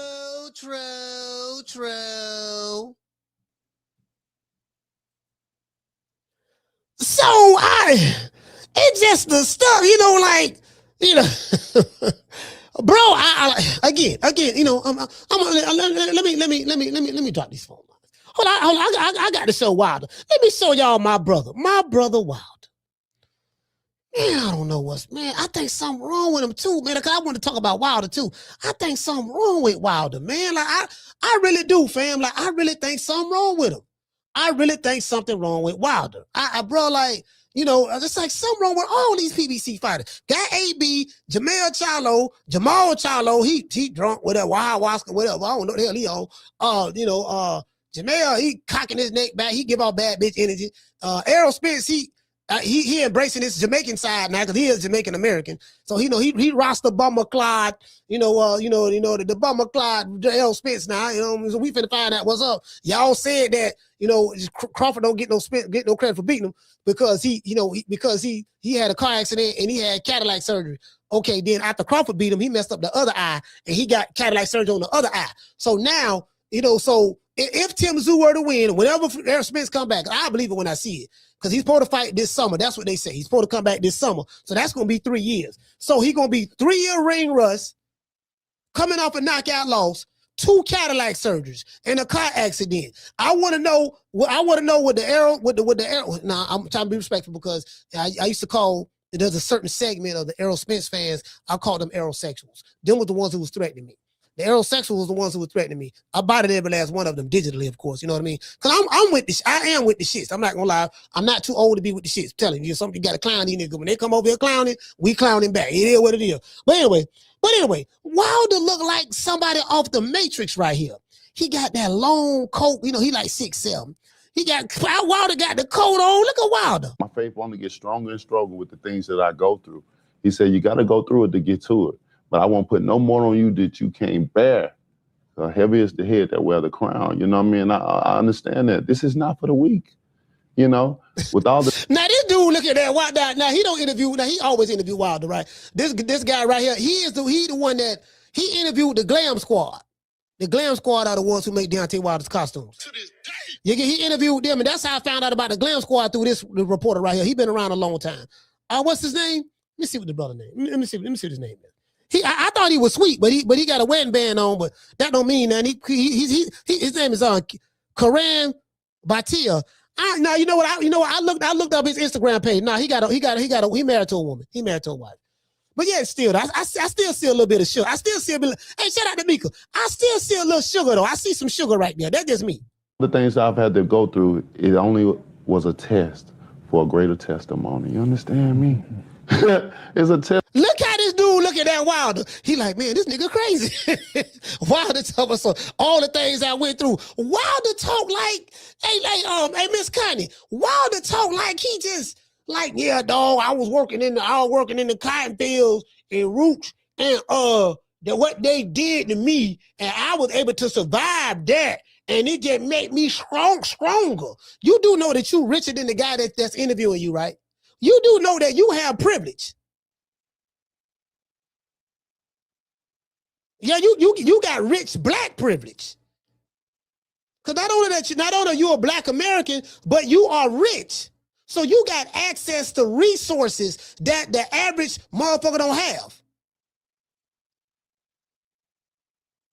A regular white person don't have more privilege than Deontay Wilder. Contrary to Wakanda belief. I told y'all, this shit about classism.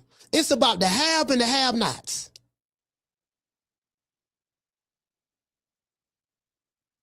Bro, I be driving down the street. I go to the store, right? Winn-Dixie. There's a white guy, poor-looking white dude. He got a dog with him. He's sitting there with a cardboard box. Not a box. He got a cardboard with some words written on it. Looking sad, had the head down. Wilder ride by him in a Bentley. Look what they doing to me. They oppressing me. They oppressing me. To this day. You don't understand what I has to go through. But he's saying all this from a Bentley. White dude sitting there, got a dog with fleas, looking ragged. He got some dirty ass Nikes on with holes in them, hoping that you give him $100 bill or something. Who got more privilege? The old white dude, the white dude that's homeless, sitting on the curb, or Deontay Wilder? True.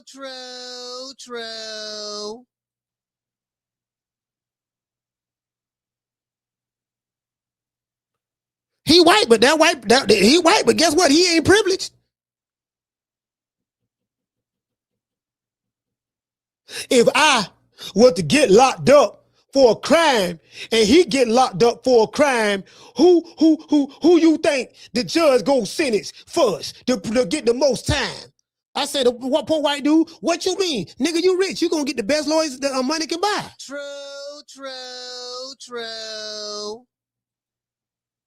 Contrary to popular belief.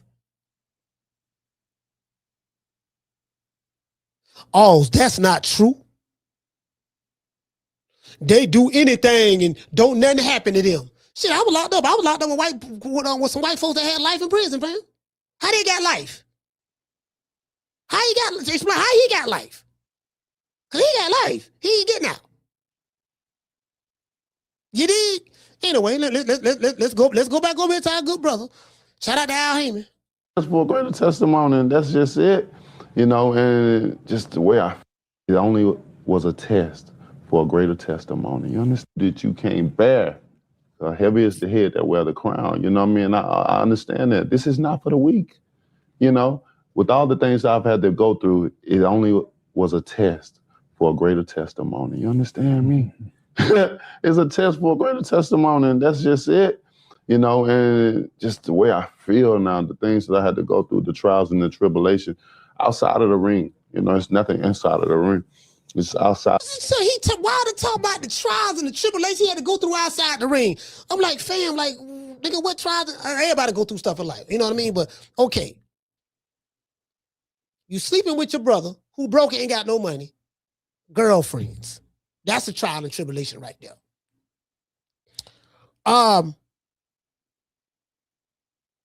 You got two good white managers who put millions of dollars in your pocket, That's a trial and tribulation right there.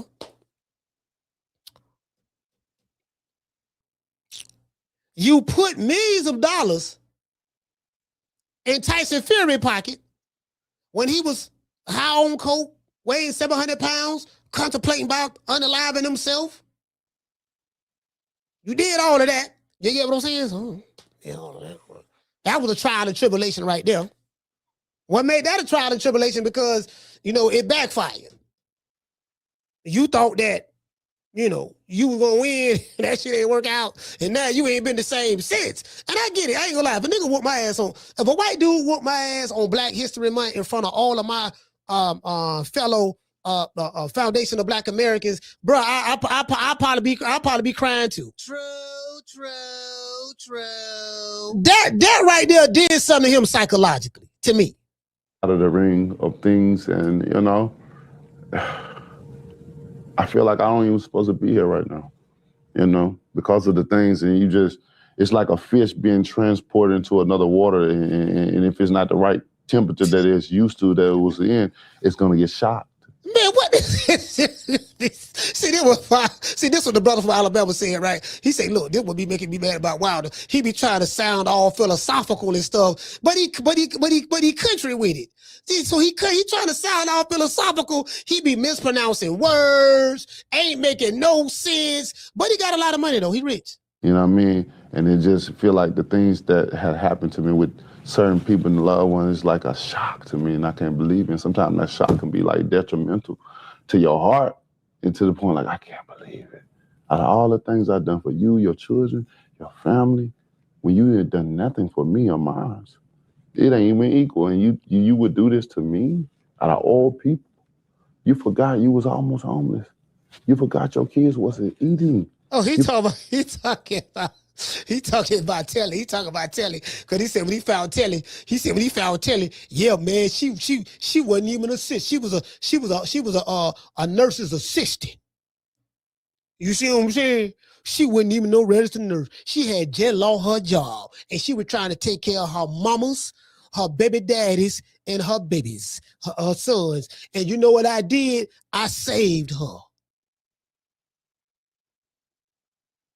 I put food on her table. I took her and I moved her into my mansion in Alabama, and I took care of her.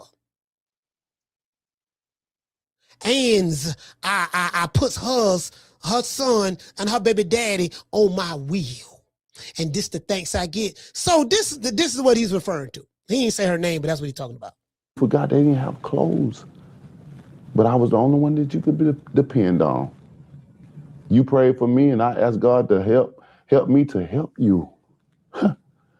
So with that being said, man, my mind is just so. You know what? I'm not gonna lie, man. I think something wrong. All jokes aside, I think something wrong with Wilder, bro. I think something is wrong with Wilder. Like seriously, I say, man, you know what, man? Something wrong with this dude up here, man. Something is. Shout out to Ham. Ham, what's going on, fam? I say something wrong with this dude. Nah, you know what I mean? Like something, something. I'm like, damn, man, like I ain't never seen a nigga so rich complain so much. Like, goddamn, I ain't never seen a dude so rich complain so much. You got more privilege than the average white man in America. There's a rich black man right now, probably like a Willie D or a Deontay Wilder. They're sweeping down their oppressed. Like, listening to them, you would think that, yeah, as soon as I walk down the street or just come outside, them people just beats me and jumps on me and just do everything to me, and they do this and that, and you don't understand. I can't go nowhere because they, like, literally, you are on a white, check this out. This man got so much, let me show how much privilege he got. You are on a white podcast in the UK. Yelling, screaming, yelling at that good white man. Yelling at that good white man, Simon Brown. It ain't nothing happened to you, fam. You yelled at him, you were screaming. You look like you were about to cry. Derek Chisora gave you some water, then he gave you some tissue. To this day. The dude you arguing with, you got more money than him. You living better than Simon Brown. Dude named Simon, I've got a name. You got way more money than him. I'm like, you know, I'm trying to, you get what I'm saying? I'm like, well, shit, I need that kind of oppression.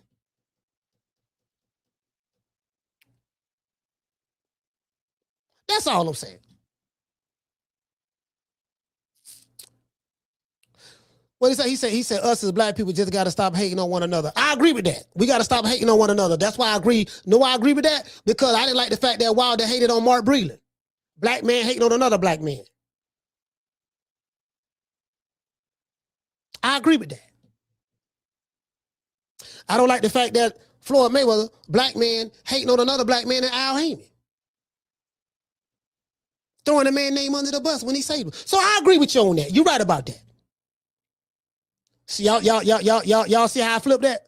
I know what he was trying to say, but y'all see how I flipped that? It's beautiful. It's good to feel good to be back mentally like I need to be. Physically is never left. You know what I mean? Mentally, if your mind goes, so does the body and everything else. It was like when I got into the ring, it's like the bell say ding, is like a hypnosis type of state of being that I would be in. And I couldn't understand, like, what the hell is going on? Yeah. So he said when the bell ring, it's like a hypnosis type state of being.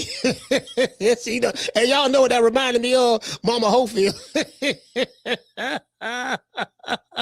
You know, my son, I hypnotized Floyd. So he said, man, wow, damn, Wilder. So after the Parker fight, do another one. And like, all right, I think I got it. It's trials and tribulations. I'm going through trials and tribulations trying to figure it out, what's going on. With the Zane fight, same thing. A hypnosis happened again, like. Yeah. But Parker, Joseph, you know, me and Joseph are good friends. You know, we talk.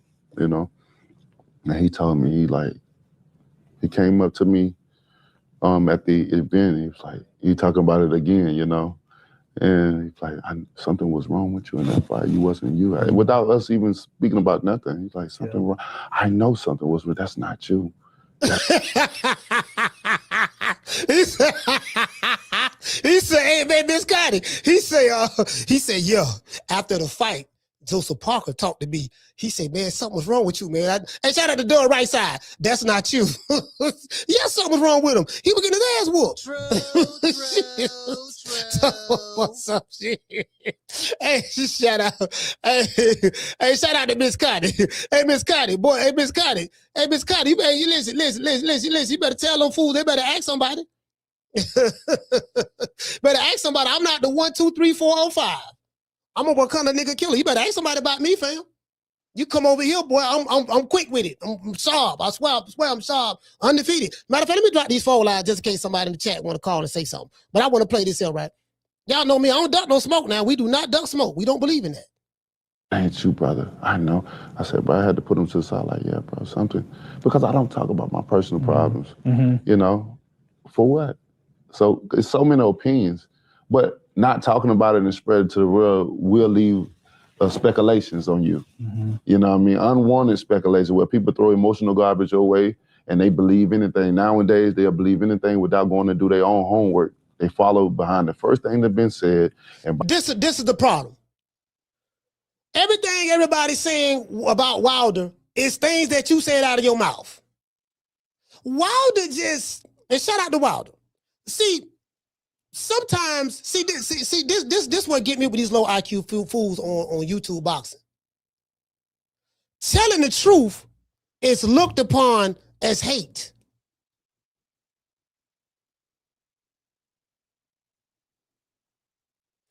Telling the truth is looked upon as hate.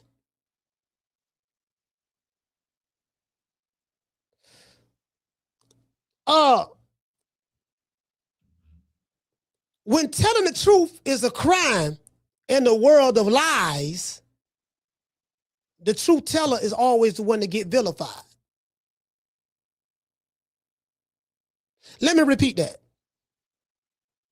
Telling the truth is a crime in the world of lies. and the truth teller would be the one to get persecuted.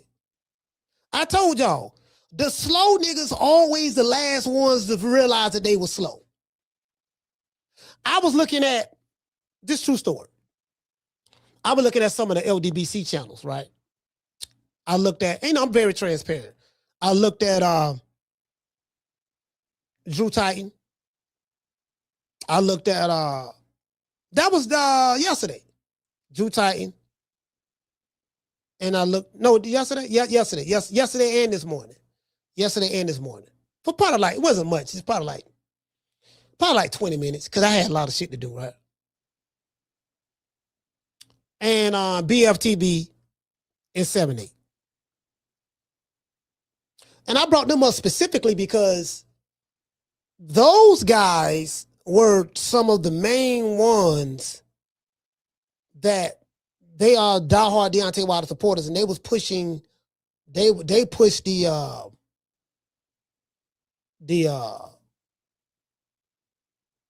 if you say anything bad about or say anything, because no one is above criticism. If you criticize the wrong black man, you looked upon as a coon and a sellout and all that stuff there, right? And these guys were so pro Al Haymon. They was Haymonites. And so pro PBC. I'm telling you, if y'all go back and look at your favorite YouTube channels, your big channels, all of these dudes was preaching the same thing before I came on YouTube and after I came on YouTube. Now those same channels are singing a different tune. And they have forgotten about all the stuff they said before and all the people who they vilified online and threatened and said when they see them, they're going to do A, B, C, and D. So I'm listening to Drew Titan. Shout out to that brother, whatever. He say when he see me, he gonna do something to me or whatever. Good luck with that.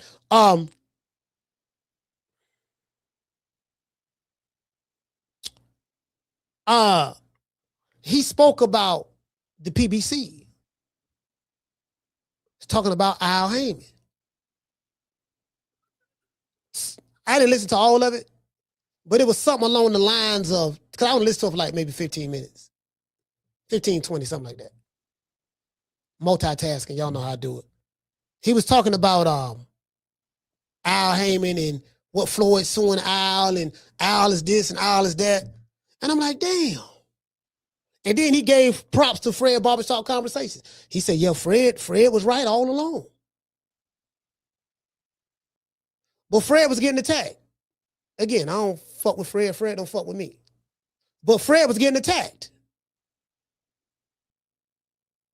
for saying the things he said about Al Haymon and his business practices. He was getting attacked by them same dudes who praising him now, who saying he was right. Drew Titan was one of them.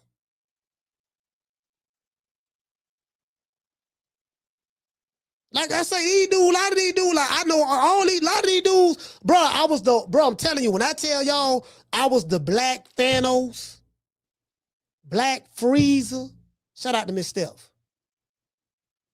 I was the one that was looked upon as going against the grain. I was right. The fool, always the last one to see it for what it is, to wake up. Oh, you one of them smart fools. Yeah. So are they attacking the black men? Are they attacking each other? Because when I was calling that same stuff out, look, man, they talking about Terrence Crawford. This is a jet black man from Omaha, Nebraska. It was all good to talk about him. See, they like to pick and choose. They like to pick and choose when they want to talk the black man, white man talk. They like to pick and choose when they want to talk about, yeah, man, we got to start talking about each other because you don't like the fact that I'm talking about the nigga who you worshiping. And everything I'm saying, I'm not talking about him. I'm taking his words out of his mouth. It's public information.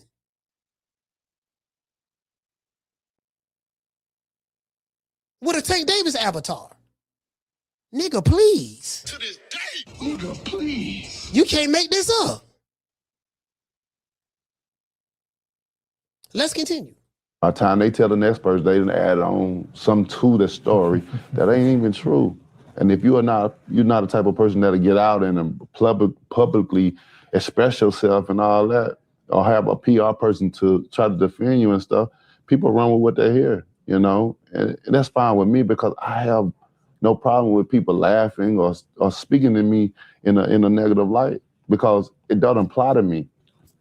So I don't take no offense because it doesn't apply to me. I only take offense to... Man, the man said he don't take no offense. But shit, I remember when Joey Scott, I want to say around 2022, I remember when Joey Scott, Deontay Wilder's current strength and conditioning coach right now, hell, I remember when he called me telling me that people from his Wilder's team or on that side or whoever that is what he told me. Because I remember when it happened. I let you guys know on the show that when it happened. The next day. Yeah, dog. Man, you know, it's a lot of stuff you saying about Wilder. Man, a lot of people on this side talking crazy, man. They don't like that, man. They talking about doing something to you. I just know King. He was real nice. He was real nice. He said, "Yeah, King. Brother. King. We got the." And I polite because Joey Scott is in Florida with me. I got a lot of family in Miami. My son lives in Miami right now, right? And lived in Miami 20 years, in Carroll City. So I'm like, when he said that, so when Wilder say they don't take down person that don't get to me, I'm like, bullshit. Niggas was watching my videos, and then you get what I'm saying? And I politely told that brother, I say, fam, I'm not one of these YouTube cats. I come from a certain background. I've been through some things in life. And I'm not that guy. I'm not by myself. It's a bunch of us. I'm just the one on camera. So whatever it is that those guys on that side, Mr. Joey Scott, want to do, if they bring their ass here to the Gunshine State, talking about doing anything to Coach Malachi based on his opinion, they're going to be disappointed. Tell him that. Tell him I said that. I'm not no mark, fam. This is what I told Joey Scott. God's my witness. True, true, true. Them niggas was taking that shit serious. Because let me tell you something.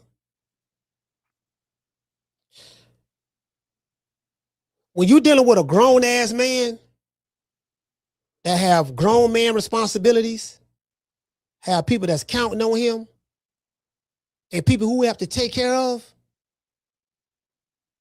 it's a whole nother ball game. Do you get what I'm saying? I got people counting on me. I plan on coming through. If you got people counting on you, and you got kids, a woman, or whoever that's counting on you to take care of, that better be your priority, fam. Because if you're going to throw that away on some ego shit, so be it. You need to get your priorities straight, though. That's all I'm saying. Get your priorities straight. So it is what it is. That's all. Anyways. Things that apply to me, and then how I react from it, I choose my heart and not my emotions. Because if you choose your emotions, you will regret 9 times out of 10 what you say and what you do. So he said, I choose my heart and not my emotions. Bro, that's not... Ooh, Lord have mercy. Wilder is clearly lying right here. You very... Bro, okay, you choose your heart and not your emotions. Okay. Don't ever forget, when I found you, you was strung out on coke. When I found you, you was like a big house. contemplating about killing yourself. So don't you ever forget who brought you to big time boxing. I drugged you back. I brought you back. I provided food and put food on your table for your family to eat. And I'm doing it for the second time. So don't you ever forget that. In my opinion, something wrong with Wilder. I think it's Tyson Fury. That Tyson Fury fight, and between that, the ayahuasca, them yes men around him, bro. Some did something like this dude. He wasn't like this, bro. I really hope that Wilder find himself. I hope he find himself, bro, and come back to what he was prior to Tyson Fury. Deontay Wilder after Fury is a total different Wilder before Fury. So when I speak from my heart. I do things from my heart because when I choose my heart, I mean what I said and what I did. It ain't no taking it back. It's well said, and I know you have a busy media day as we look forward to your fight with Derek Chisora in April. So I'm just going to ask you one final question here. You spoke about everything that you've gone through, and in boxing, you've had amazing success. 43 wins, 43 of those by knockout. 44 wins, 43 of those by knockout. So you've had amazing success in boxing. But you spoke about everything you've been through outside of boxing, and you've been open about that. And I'm curious about if you have any words of wisdom for people watching, and everyone's on their own different journeys, but you've gone through things in the ring where you've gone down, you've had to get back up, and now you're still competing at such a high level. But you've also done that outside of the ring. So just to close it out, any words of wisdom from you? Oh man, these are the moments that I'm still here as well, because in the world it's so easy to give up. It's so easy to throw the white flag up and say I surrender to the world. See, if you're going to surrender to God and let him come in. Jesus Christ, Son of God, come into my life, come into my soul, come into my heart. Give me, you understand me? That's powerful. So if I surrender, it's surrender into him and not to the world. But you can't give up, especially those that love and believe in the higher power. He said, you don't have to believe in me small. It's a mustard seed. You know how small that is? I'm microscopic. And I shall give you the desire of your heart because I love you so much. He wants us to hold his hand and not for us to hold his.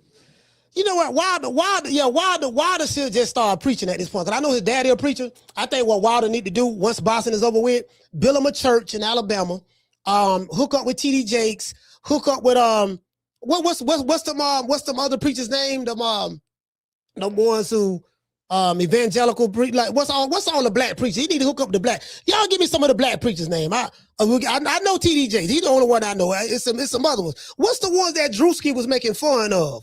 We got Creflo Dollar. Shout out to Creflo. We got TD Jakes, Creflo Dollar. We got Reverend Price. I remember him, Reverend Price. Eddie Long. Eddie Long don't passed away though. Eddie Long don't passed away. You know what I mean?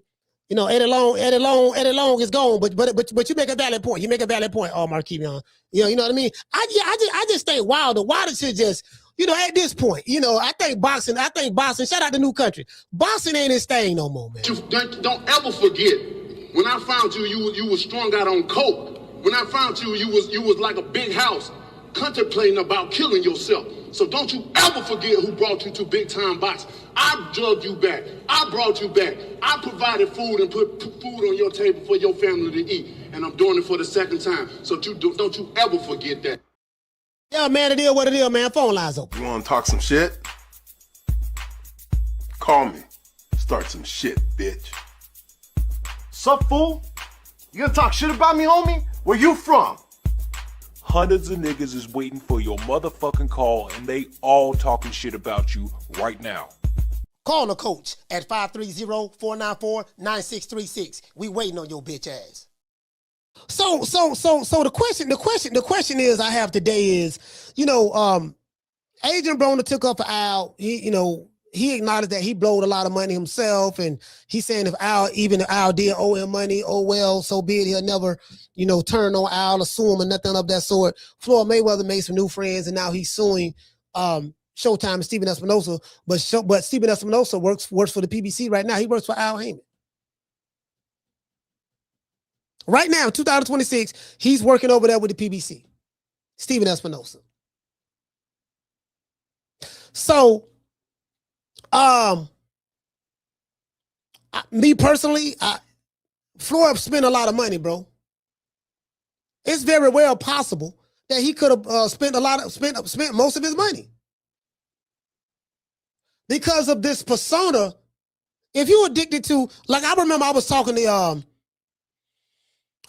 one of the brothers who did security for Michael Jackson. Oh, Captain Curtis. You in the Nation of Islam, you know L5 out of Atlanta, Georgia. Captain Curtis. He was over the. He was the captain over the southern region. Him and brother Minister Van Muhammad back in the 90s, and then he became a part of the L5 security team. L5 is a category 5, like tornado or something of that sort. L5. As a matter of fact, hold on, let me see what somebody sent me a text. I don't know who that is. Hold on. What you say, fam? Hold on, let me see something. Why? Hold on, I gotta make sure y'all can hear me, because I don't know if y'all can hear me or not still. All right, good, y'all can hear me. So he kind of like, you know, he's a compulsive spender and a gambler. Ain't no telling how much money he lost gambling. And for what I'm hearing, Floyd Mayweather is a high ticket gambler. He gonna bet $1 million, $500,000. You know what I mean? So, and he show his wins, but one thing we do know about gamblers, they lose more than they win. So if Floyd showed, well, I just won $1.5 million I bet it on this game. Okay, well, but you lost $3-4 million last week. So that 1.5 you made half of that $3 million you lost back. That's all. Do you get what I'm saying? They show their wins, but they never show their losses. So I'm like, man, it just wouldn't surprise me that this dude, he buying $20 million watches. He going to Dubai. Everybody's suing him. You know, so I'm like, man, you know, and everything was good all this time. So I see where Adrien Broner coming from, because AB, it seemed like he's kind of like accepting accountability. Like, you know what? He got mad at Al. Now I've always said this. If I was ever somebody's advisor or manager, or whatever the case may be, and I'm not going to be responsible for your money. I'm not going to be responsible for your money at all. Shout out to Bishop. He say Floyd is a whale to the casino. Yeah. Listen.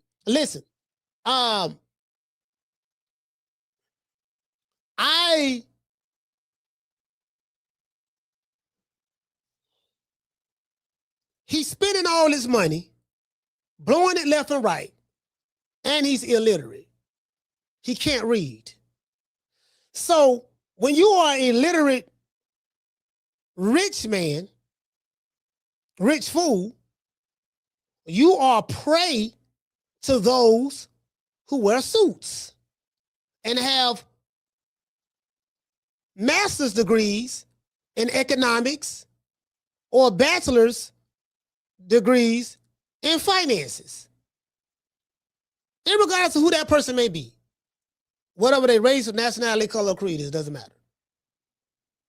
The most important thing is, all you know how to do is go out there and make the money with the gift that God gave you. Money, you know, making money is a science. It's an art. You got to know how to keep that shit. You got to know how to make it work for you. I don't know everything about it. My goddamn self, I made a lot of financial mistakes myself. Nowhere near on the level of Floyd, because I ain't never had that kind of money. But what I'm saying is if this dude is so easy to got like that, if he's saying what Al did, just imagine what his new friends is doing to him. His new friends. Just imagine that. Imagine what his new friends is doing.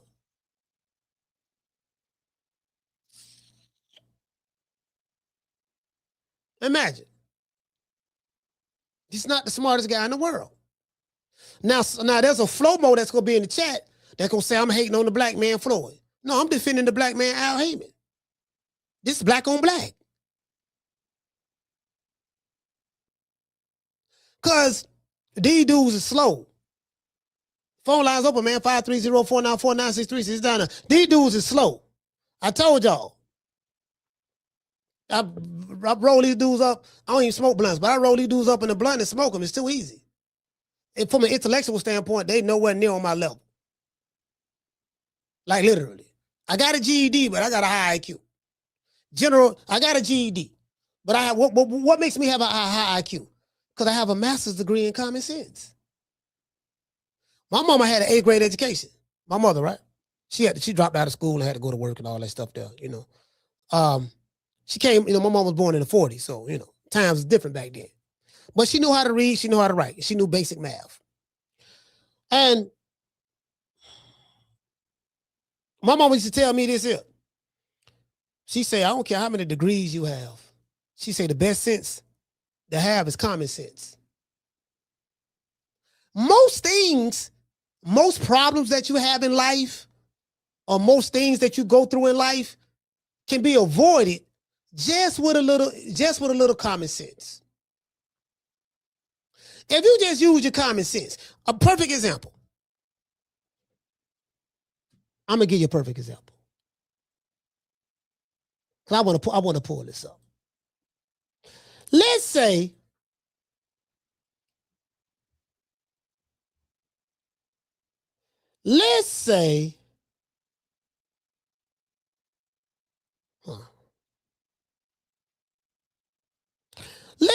I were to believe, let's go look at images. Let's say I were to believe that, I fought this fighter.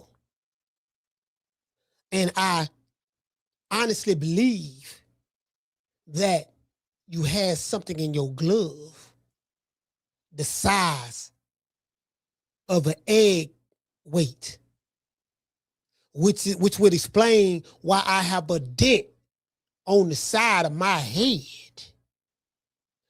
And they have a bunch of fools honestly take this and run with it and attack anybody, LWC, shout out to those guys, but attack anybody who don't agree with this narrative. And I used to ask this question. I said, well, I used to, hold on.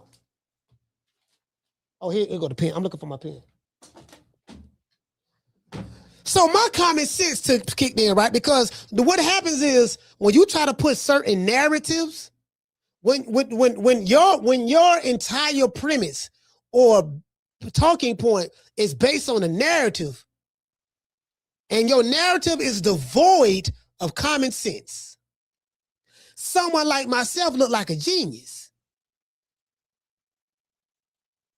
Because those who lack common sense represents the lie in the narrative. Those who use common sense, have common sense, they use their critical thinking skills and they ask questions. Asking a question is not hating on someone who looks like you.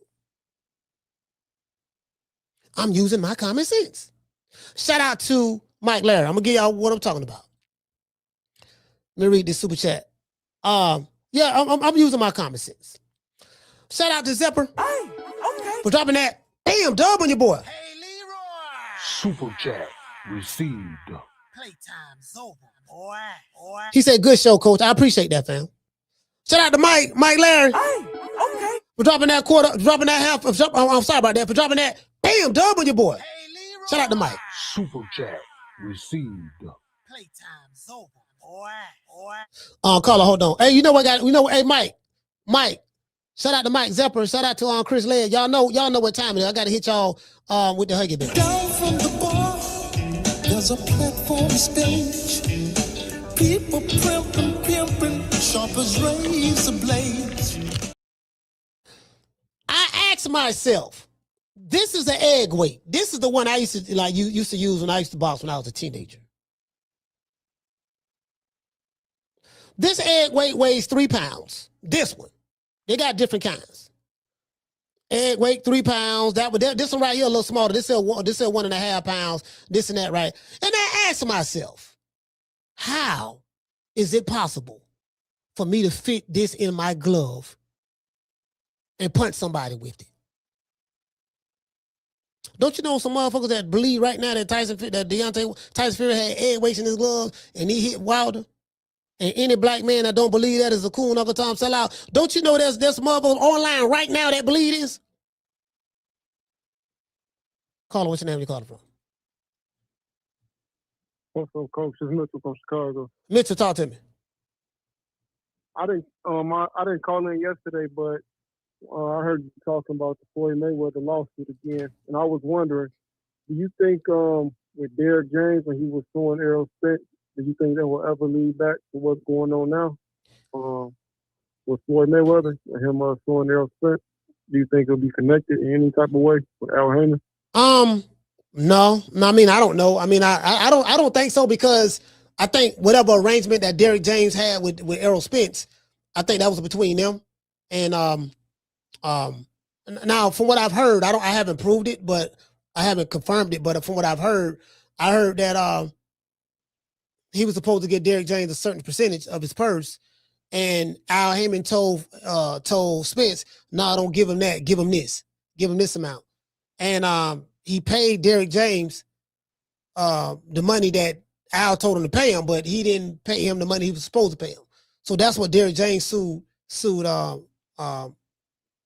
Spence for right now. I think that lawsuit is still going on. I don't know how long it's going to take. From what I'm hearing, there's no hard feelings against both of them, but it's just that it's business. So yeah, I don't know if that had anything to do with it, but Spence got money and he got to pay the man. So I don't know. Yeah, and like you make a good point. Like with court, it's a tedious process. You don't know how long it will take, and especially if you're suing somebody like Showtime, who has maybe some of the best lawyers that money can buy. Yeah. But with Terrence Crawford stepped into the picture, do you think that Al Haymon took offense of that when Terrence was asking to see? Well, what was Terrence asking for? If I said when he wants to speak to Al, can you speak on that? Yeah. For what he told me, and pretty much he told me what he said to everybody. He was like, "Look, man, I was trying to, negotiate this deal with Al. He didn't see Al. He wasn't talking to him. He was talking to Al Haymon's representatives, right? It wasn't Sam Watson, was none of that, whoever attorney or whatever he used. And he was talking to them. And they'll talk to Al, and they'll say Al will say this, and then he'll be like, no, and then Bud, it was his people, his attorney, and his agent, Ish. I think Ish he's a sporting agent, right? Sports agent. And he was like, man, Al was just pretty much trying to F him. Don't give him no back end on the pay-per-view. Wanted him to sit on the shelf. You gonna sign this contract, or we gonna move on and fight Canelo and all this stuff there. And Bud was like, man, I ain't, finna sign this contract in 2022 and then sit the rest of the year until next year to fight Spence. He's like, no, I'm finna go fight somebody, get a bag. So he fought David Avenesian, came back to the table, and Al pretty much did everything in his power to discourage him. And it was when Bud reached out to Spence and spoke to him directly. And I know this for a fact because when I was in Omaha, he showed me the text messages. Yeah, I'm texting them now. And then Spence put a post on X. I never forget. He said, man, I feel like I'm being played. No one know what he meant by that. I mean, I got an idea. People I know, and Bud, I know what he told me. But Bud was the one that opened Errol Spence's eyes. Like, my nigga, look, this what's going on, fam. Bud had the Saudis willing to put the money up, willing to pay him and Spence $25 million apiece to fight each other. Everybody online was like, oh man, Crawford don't know. He bad business, man. This and that, laughing to kick in. Now look at it now, years later. Them same people, like, they looking, you know what I mean? So Yeah, no, he tried it, but you know he the one making basically he the one woke Spence up, and so now Spence, you know. Now, this is the last thing I got. I'm gonna get off, so I won't hold the line. But if Spence was able to take the initiative and him and Crawford did what they did to make the fight, what is handicapping that side over there, and everyone else can be more active with their careers? And that's my last question I got for you, Coach. But thank you for taking my call, and I'm gonna listen on the YouTube channel. All right, shout out to Mitchell, man.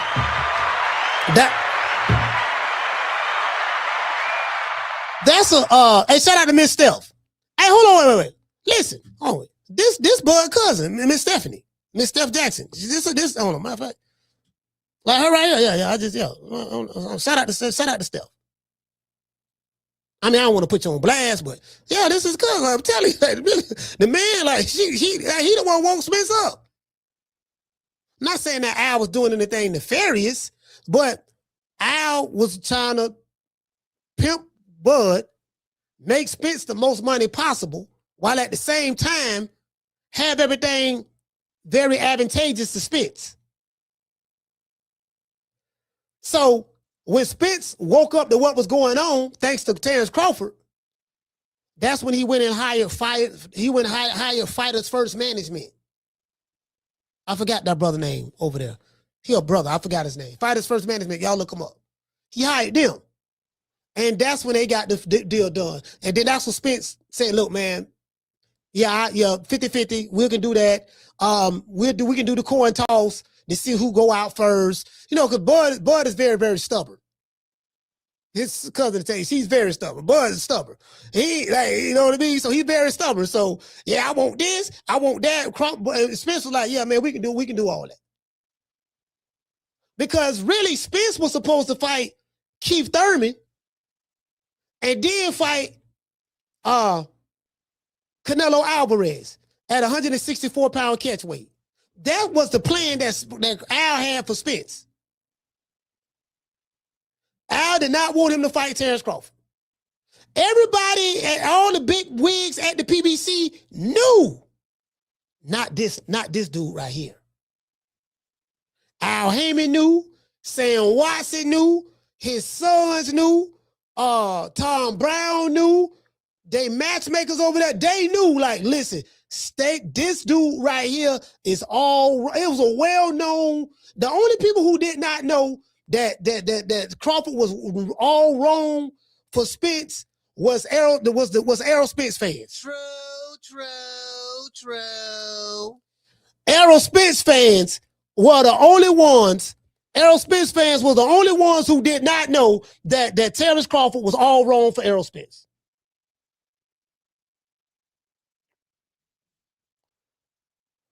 The PBC fighters did not know that Crawford was all wrong for them. They dropped the Kool-Aid. Y'all remember? We went live. I won $3,000 on that fight. That was the only fight. That was the most money I ever betted on the fight. $3,000.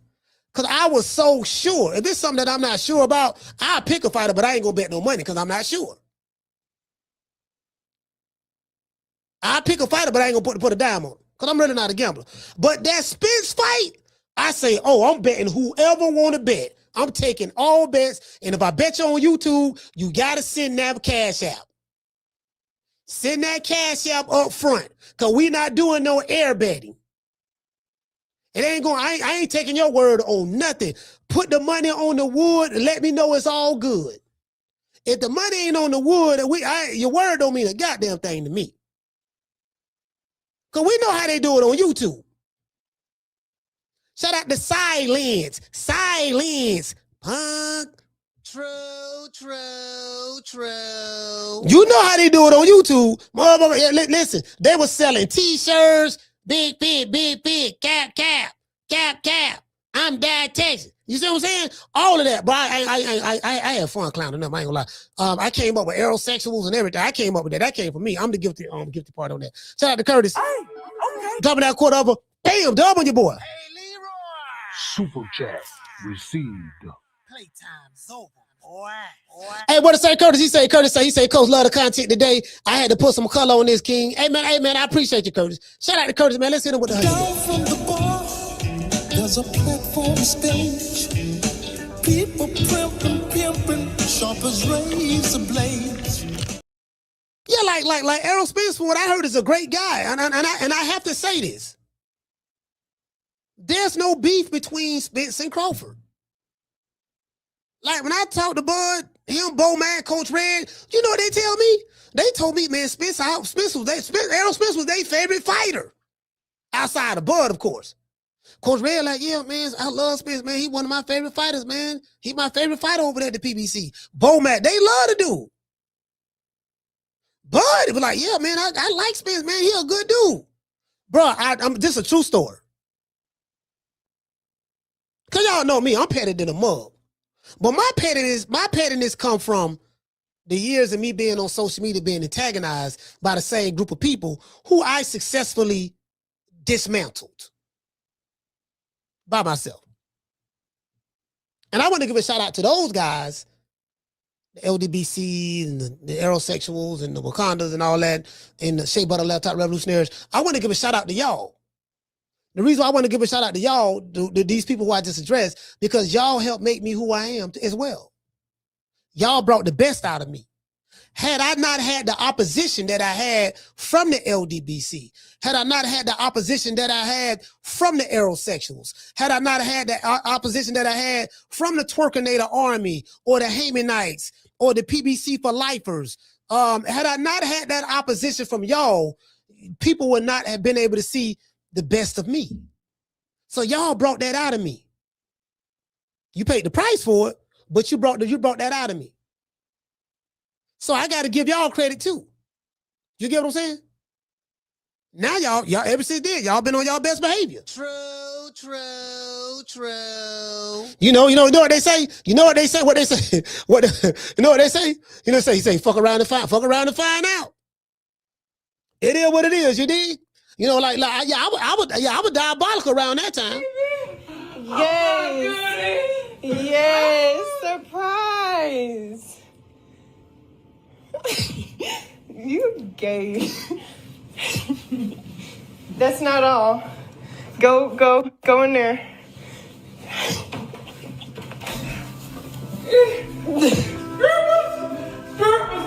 Yes. Yes. It is warm. Yes. I love you. Just because. You know, I want to say this. Valentine's Day coming up. Shout out to the ladies. Valentine's Day coming up. Shout out to the ladies. Let me say that 3 times like Dr. Umar Johnson. Valentine's Day coming up. Do you ladies see what Errol Spence's lovely wife did for him? She rented a hotel room. She had rose petals leading from the door to the bed. She had rose petals in the middle of the bed, shaped like a heart. Heart-shaped rose petals in the middle of the bed. With pink and red rose petals leading from the door to the bed. And she had chocolate-covered strawberries in the middle of the bed, in the middle of the hearts in the bed. And our good Jamaican-American brother, Errol Spence, was so touched, because I ain't never seen no woman do that to a man before. You know what I mean? No, I seen men do that for women. I've seen men have rose petals leading on the floor to the bed or to the bathroom or whatever. I've seen men do that for women, but I never seen a woman do that for a man. But hey, to each his own. So, and then to put the cherry on top, he took a bite out of that chocolate-covered strawberry. And then she said, that's not all. You would think that was enough. No, come on, there's more. Then he followed the rose petals from the bed to the bathroom. And when he opened up that door and those lights was nice and warm, What was next to the bed? What was next to the bathtub? He had warm bath water. I want to say, I think it was candles around it. And he had macadamia nut cookies right next to the tub. True. And when he stuck his hand in the water, he said, and it's warm. You ladies got to step your game up. That's all I'm saying. Your ladies got to step your game up. If you want to really impress your man or your significant other this Valentine's Day, have some rose petals leading to the bed. Have some chocolate-covered strawberries shaped as a heart. You get what I'm saying? Bite the strawberry. Let the strawberry melt in your mouth with the hot, warm chocolate. Send your man to the bathtub. Let him get in the tub with that warm water. Let that water.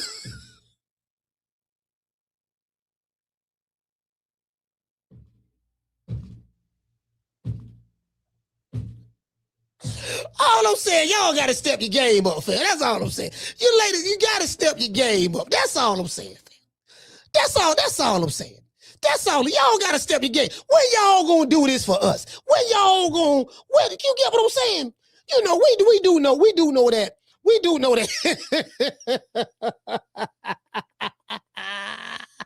Because say, y'all got to stop looking for the exotic baddies. Women do this, sir. All I'm saying is we need the macadamia nut cookies. No, Diddy. We need some warm macadamia nuts.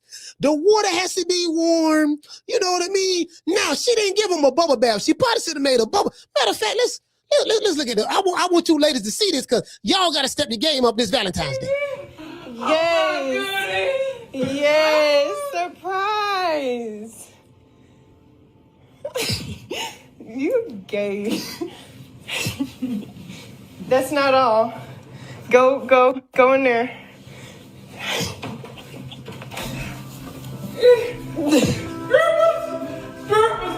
Yes. Yes. It is warm. Yes. I love you. Just because.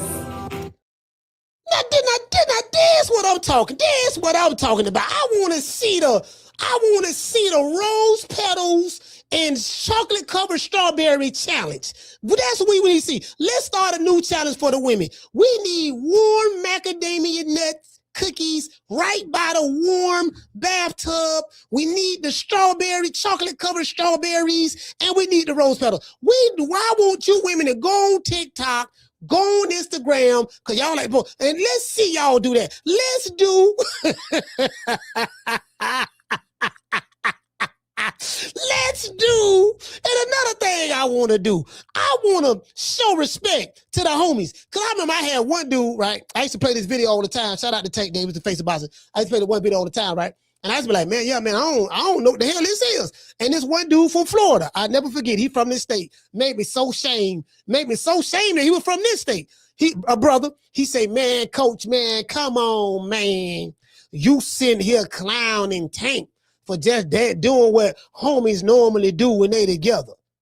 I said, what? What are you talking about?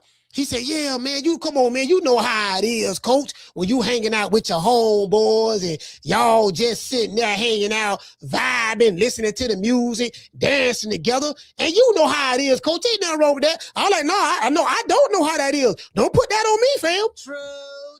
Yeah. True. Yeah, don't put that on me. Shit, me and my homeboys ain't never did that. I can't relate to that. Nigga trying to put that on me. Somebody, yeah, man, coach, you know how it is. No, hell, I don't. Shoot, shit, man, my homeboys ain't never did that. Hey. Yeah. Oh, that look good.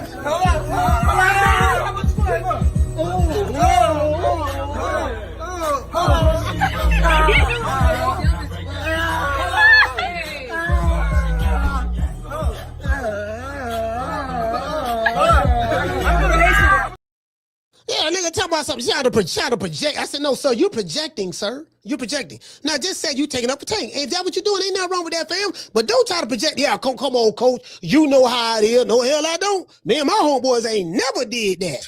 Shit, talking about somebody know how it is. You ain't got to believe me. Go Google it. Don't everybody believe in Google?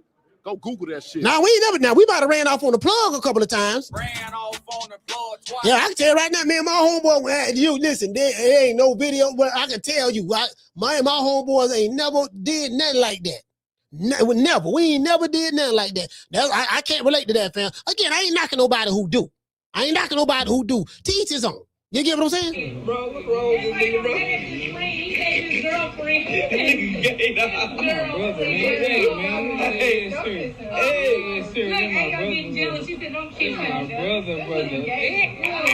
Bro, what's wrong with this nigga, bro? He said his girlfriend.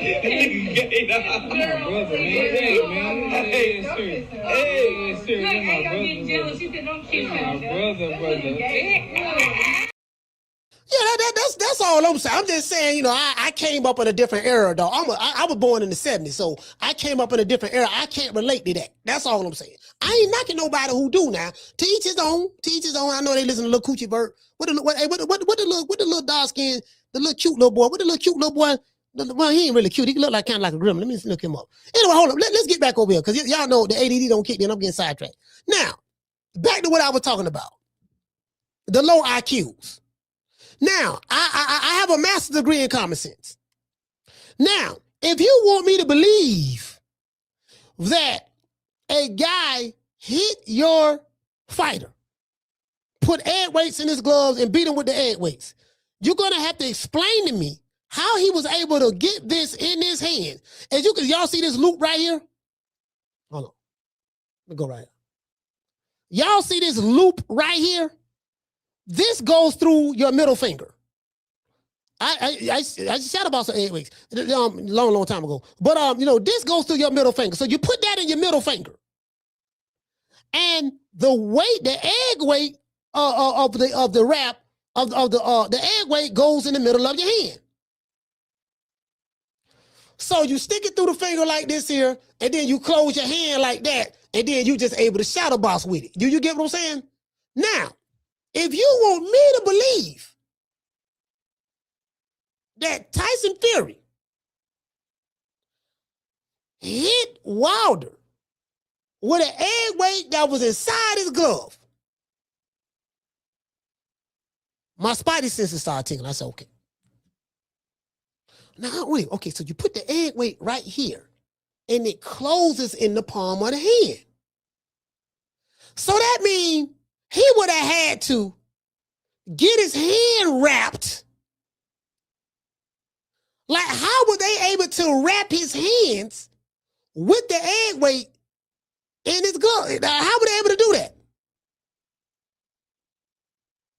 In front of the commissioner? Because I don't been to these fights. I don't been in the back. I'm gonna let y'all know what's going on in the back in these fights. In the fighters' locker room, they show it on the news. But I'm telling you, even in local fights, they show it on TV in the local fights. The commissioner is back there. Somebody from the fighters' team is back there. And those hands get wrapped under the watchful eye of the commissioner or somebody from the commissioner office and somebody from the fighters' team. So if they see, wait a minute, he got an egg weight in his hand and they wrapping his hand with the egg weight. And it's being videoed. And JD's right there. How he was able to do that? So the dude say, they cut the camera off in the locker room, coach. This is too easy. This is too easy. This is too easy. Pull this up. Where you at? Where you at, fam? See, can I find you? No, yeah. This is too easy. Where is silence at? Yeah, this too easy, fam. This too easy. He said they cut the camera off in the locker room to the public, coach. Okay, what does that mean? Silence. Huh? Shout out to Silence. What does that mean, fam? Because that's what Drew Titan was saying. Look, they cut the video off. A whole bunch of circumstantial evidence. You see what they did, dog? Yeah. No, hold on, Silence. Hold on, Silence. I know you were joking. Fam. I know you were joking. But I'm just running with it. I'm glad you gave me that layup. You gave me that layup, so I'm going to run with it. Shout out to Silence. I know you just joking. But hold on. But that's what they were saying. Yeah, they cut the video off. You see what I'm saying? I said, sir. They showed the hands being wrapped when the video was on. Forget the camera. Explain to me, how is it physically possible? Because we're dealing with the laws of physics now. Explain to me how it's physically possible to put a 3.5 pound egg weight in your hand with the gloves. Not only that, let's just take it a step further. Let's do this. Let's do this. I don't dare this already. Before the fight, both fighters and their team both fighters. One fighter will go in there. They got a whole bunch of gloves on the table. You got horsehair gloves. I think Tyson Fury had horsehair. He wore the horsehair gloves in the second and third fight. Wilder wore the horsehair gloves in the third fight as well. He wore the same gloves Tyson Fury had. And you get to pick the gloves that you're going to wear the night of the fight.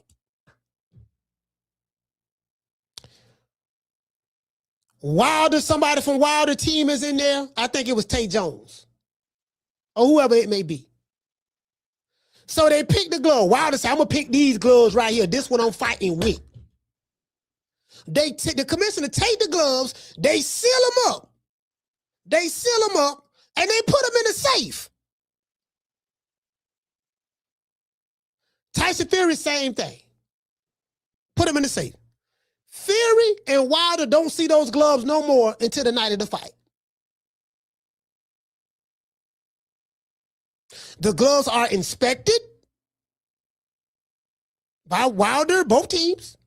Okay, if they ain't good, try in there. They seal it, sign it, whatever. Explain to me how you get a 3.5 pound egg weight in middle of your hand. It goes on your finger. Hold on. Gotta show y'all this. I gotta show y'all this. It goes, this is my common sense kicking in. Y'all see the loop go through your finger. How you wrap it, and then you got to stick that and tie your hand inside of a tight ass glove with that egg weight right there in the middle. And JD's is right there watching everything. Not everything, but everything. He's watching everything. Explain to me, how is that physically possible?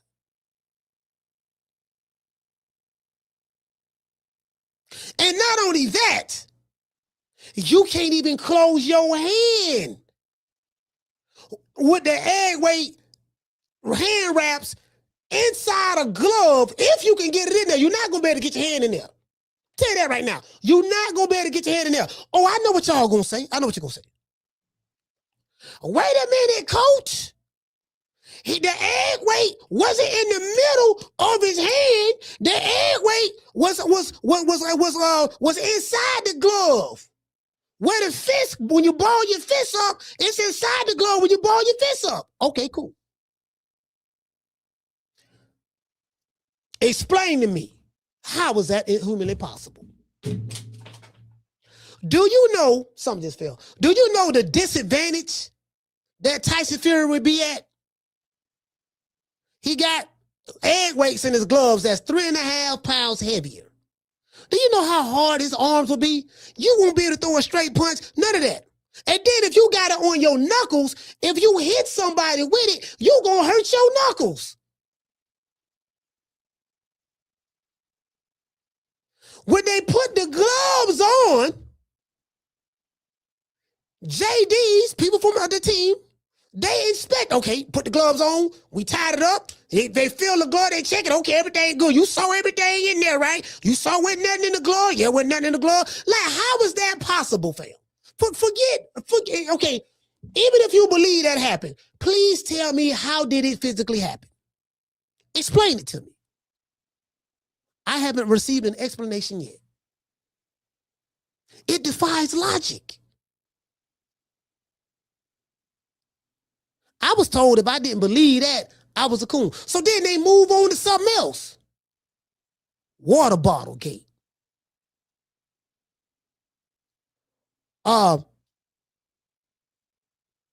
Disloyal trainer gate.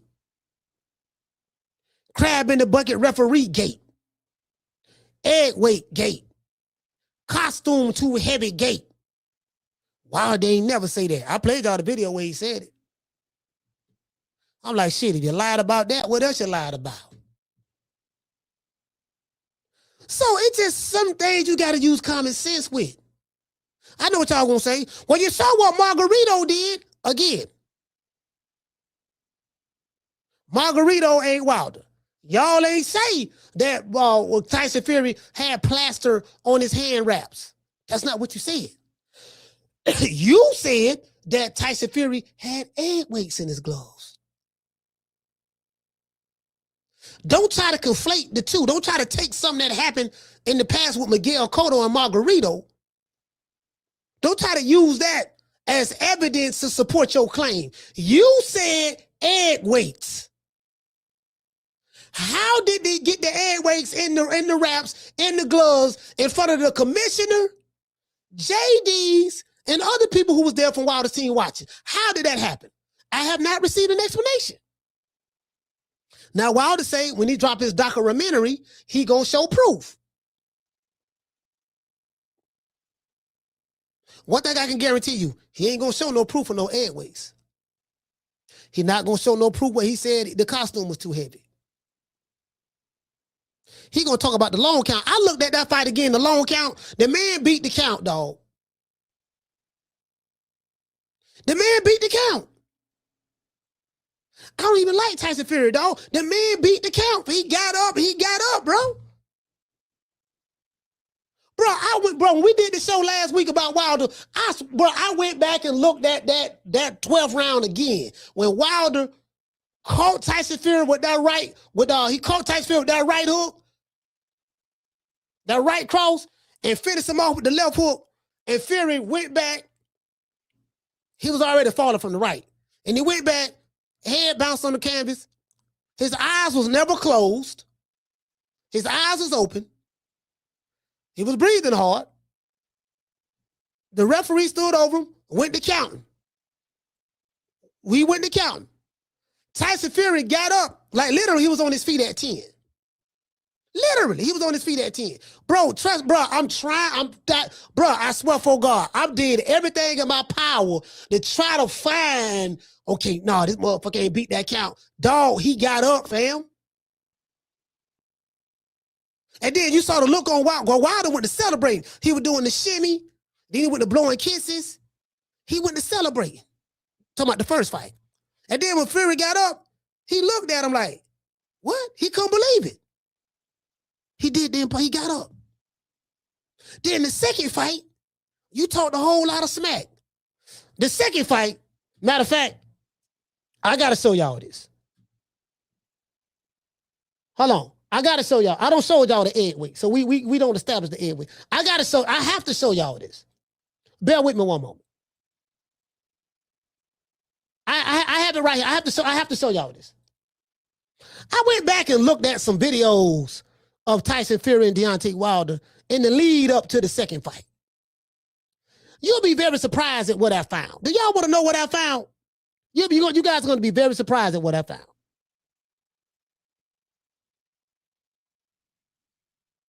Hold on. And this dude right here, we don't want to talk. This dude right here, Money May.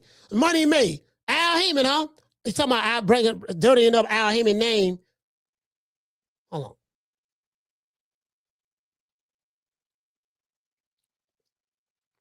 Hold on, y'all. Try to turn this on right quick. Well, y'all see Floyd right here with all his money, right? And shout out to Money May. Money May got a lot of money. Money May all day. You know, right here, a light million. Over there, counting up another million over there. Walk with me, ladies and gentlemen. Let me take you into my life. So Andrew Jackson, of course, is on the 20. Anyways, I don't know if y'all heard that, but this thing freezing up. So let me go ahead and close this up. But y'all gonna be surprised at what I found. Let's go over here. Y'all gonna be surprised at what I found. I saw the video of everything Wilder said in the lead up to that fight. Everything Wilder said in the lead up to that fight. I saw it. The Radio Raheem incident. Money May all day. You know, right here, a light million. That's Floyd bragging about money. Ain't nothing wrong with that. Ain't nothing wrong with that. Ain't nothing wrong with that, Floyd. Ain't nothing wrong with that. Hold on, let me see. Okay, wait, let's go right here. Oh, this thing freezing up again. It's freezing up. Hold on, I want y'all to see this here. We got her. Here it go right here. Here is the hard-hitting, reigning. Again, I do not own the rights to this material. It's for education purposes only. I want y'all to hear this shit.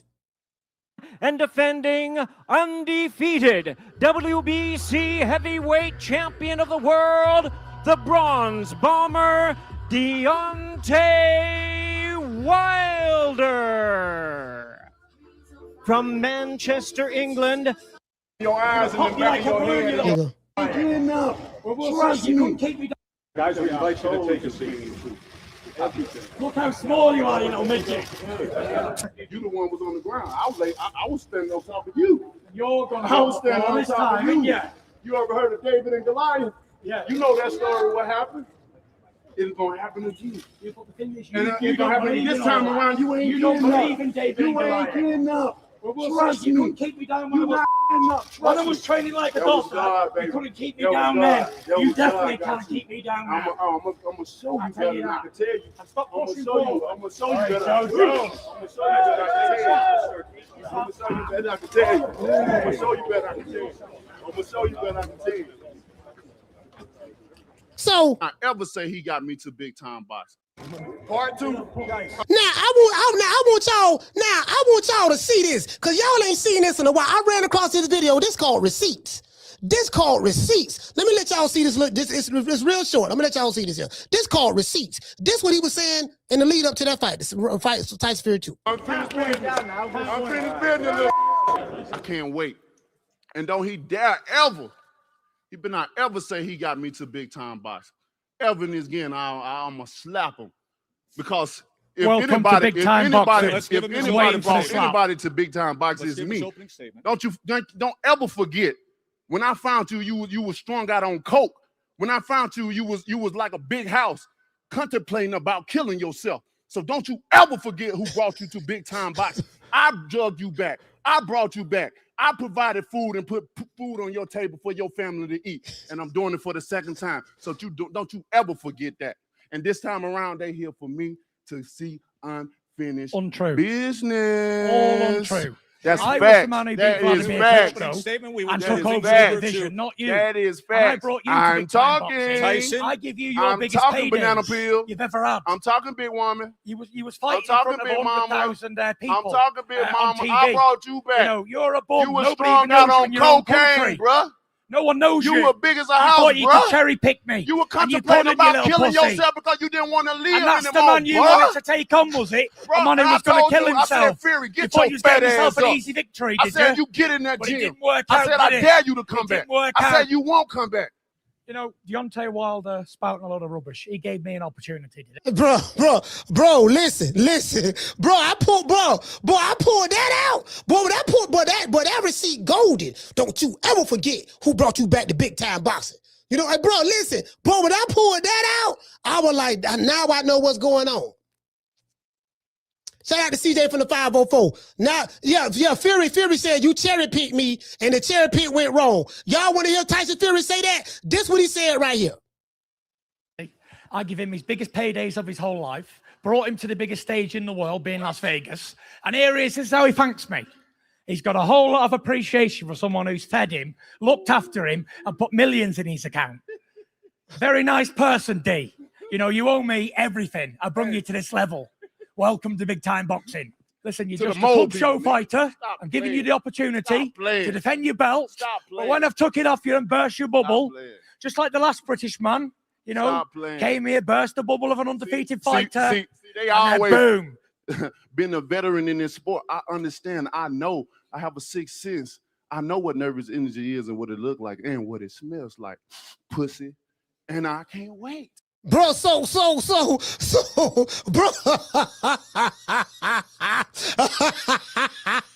I said, oh, hey, Big John Doe. Hey, Mason. I said, oh, I had to go back. Hey, Miss Connie, I had to go back to that.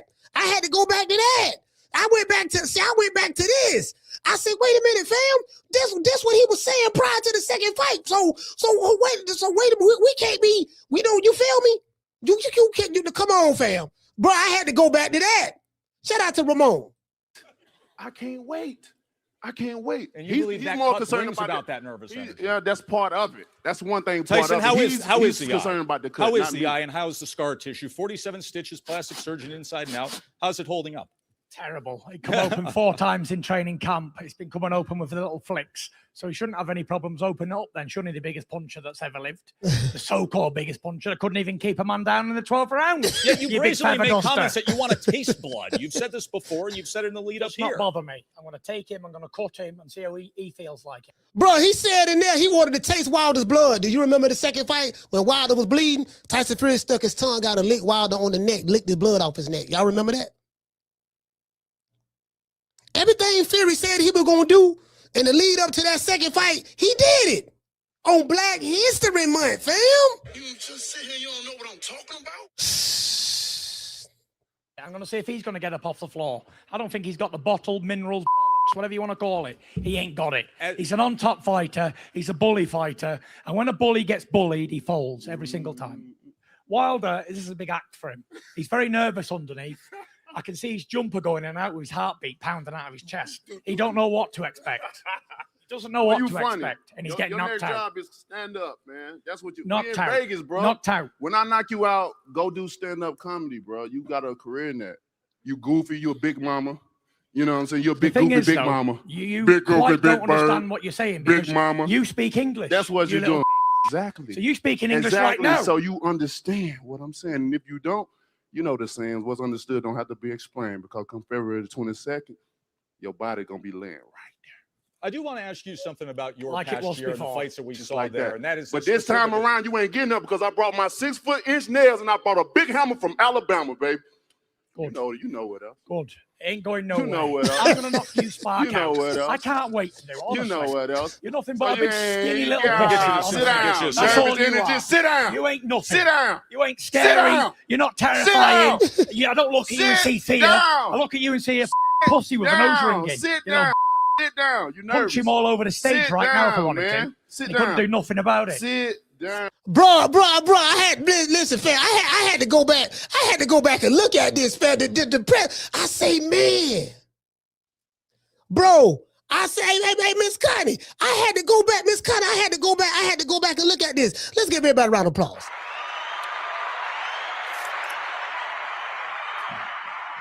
Man, the man whooped my man on Black History, man. I'm still hurt about that, fam. Nigga, listen, I be having nightmares at night about that.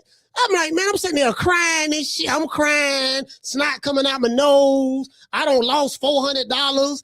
I either lost $400 or $800. I done lost about I think, I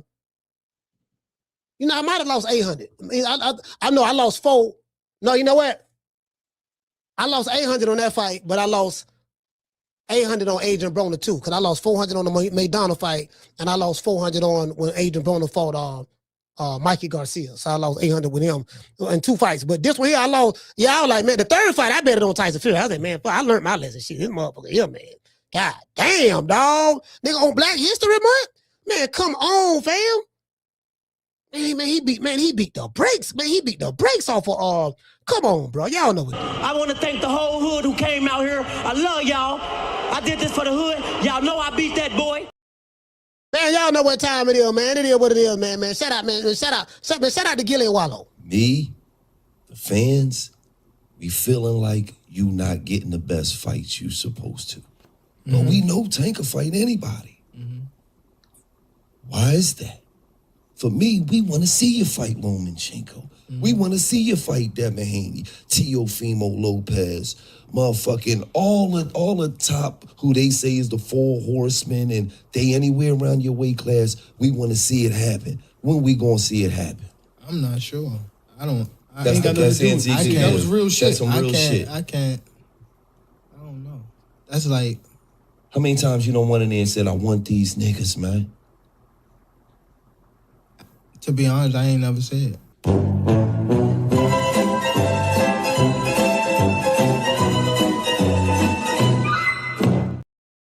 Yeah, man, I had to go back. I had to go back and Schoolo.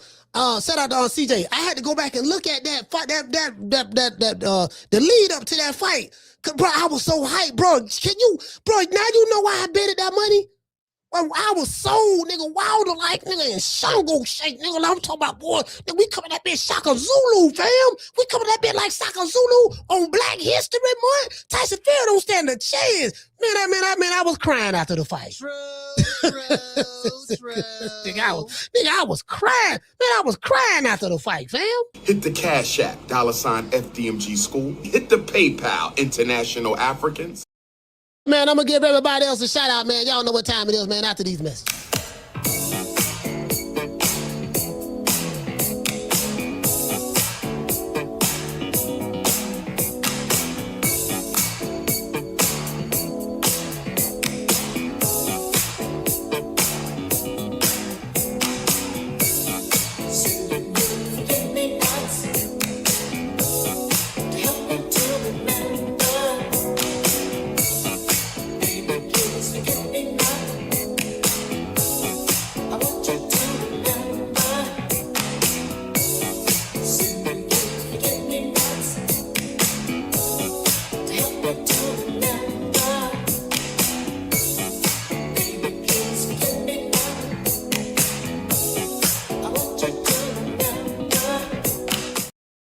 You know what?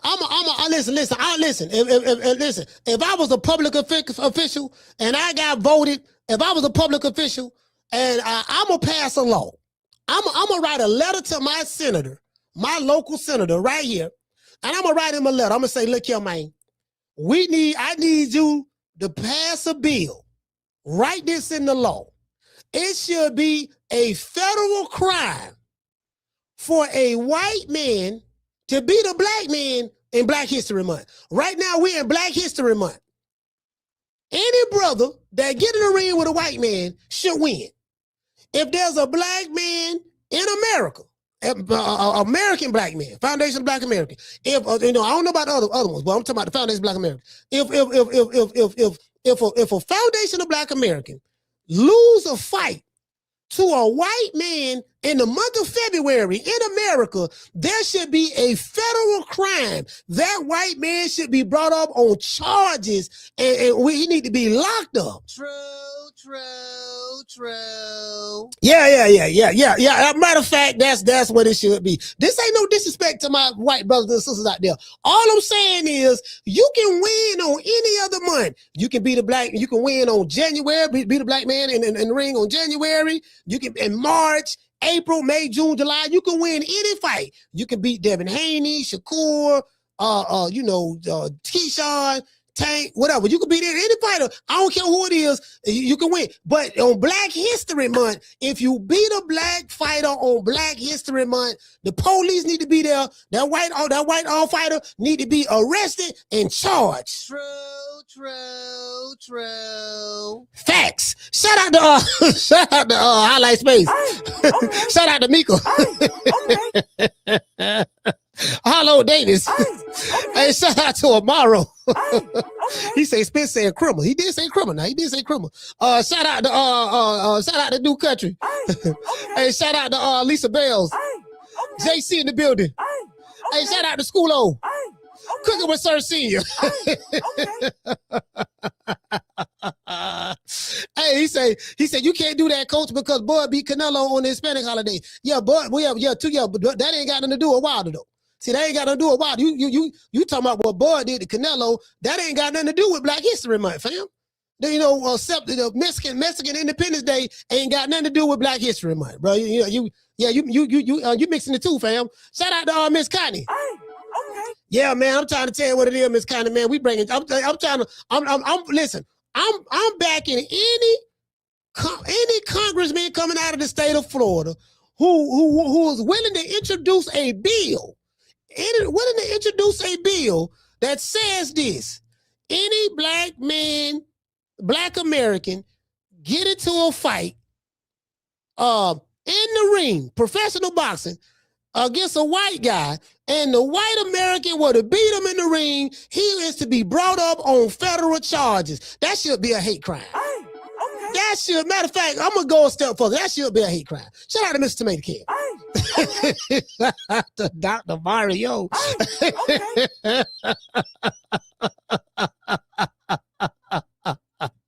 Hey, shout out to Miss Connie. Shout out to La Jessica. Shout out to everybody in the chat, man. Y'all know what time it is. Shout out to Rick Tills, Mitchell from the Shy. Hey, man, we going live tomorrow, man. I got some more interviews. I got some more guests coming on. I'll catch you guys on the next one. You know my motto: don't meet me there, beat me there. Peace. Got a video dropping at 6:30, man. The Carcino interview. You dig? Man, I'm out of here, bro. Let's go. Man, I'm out of here, bro. Let's go.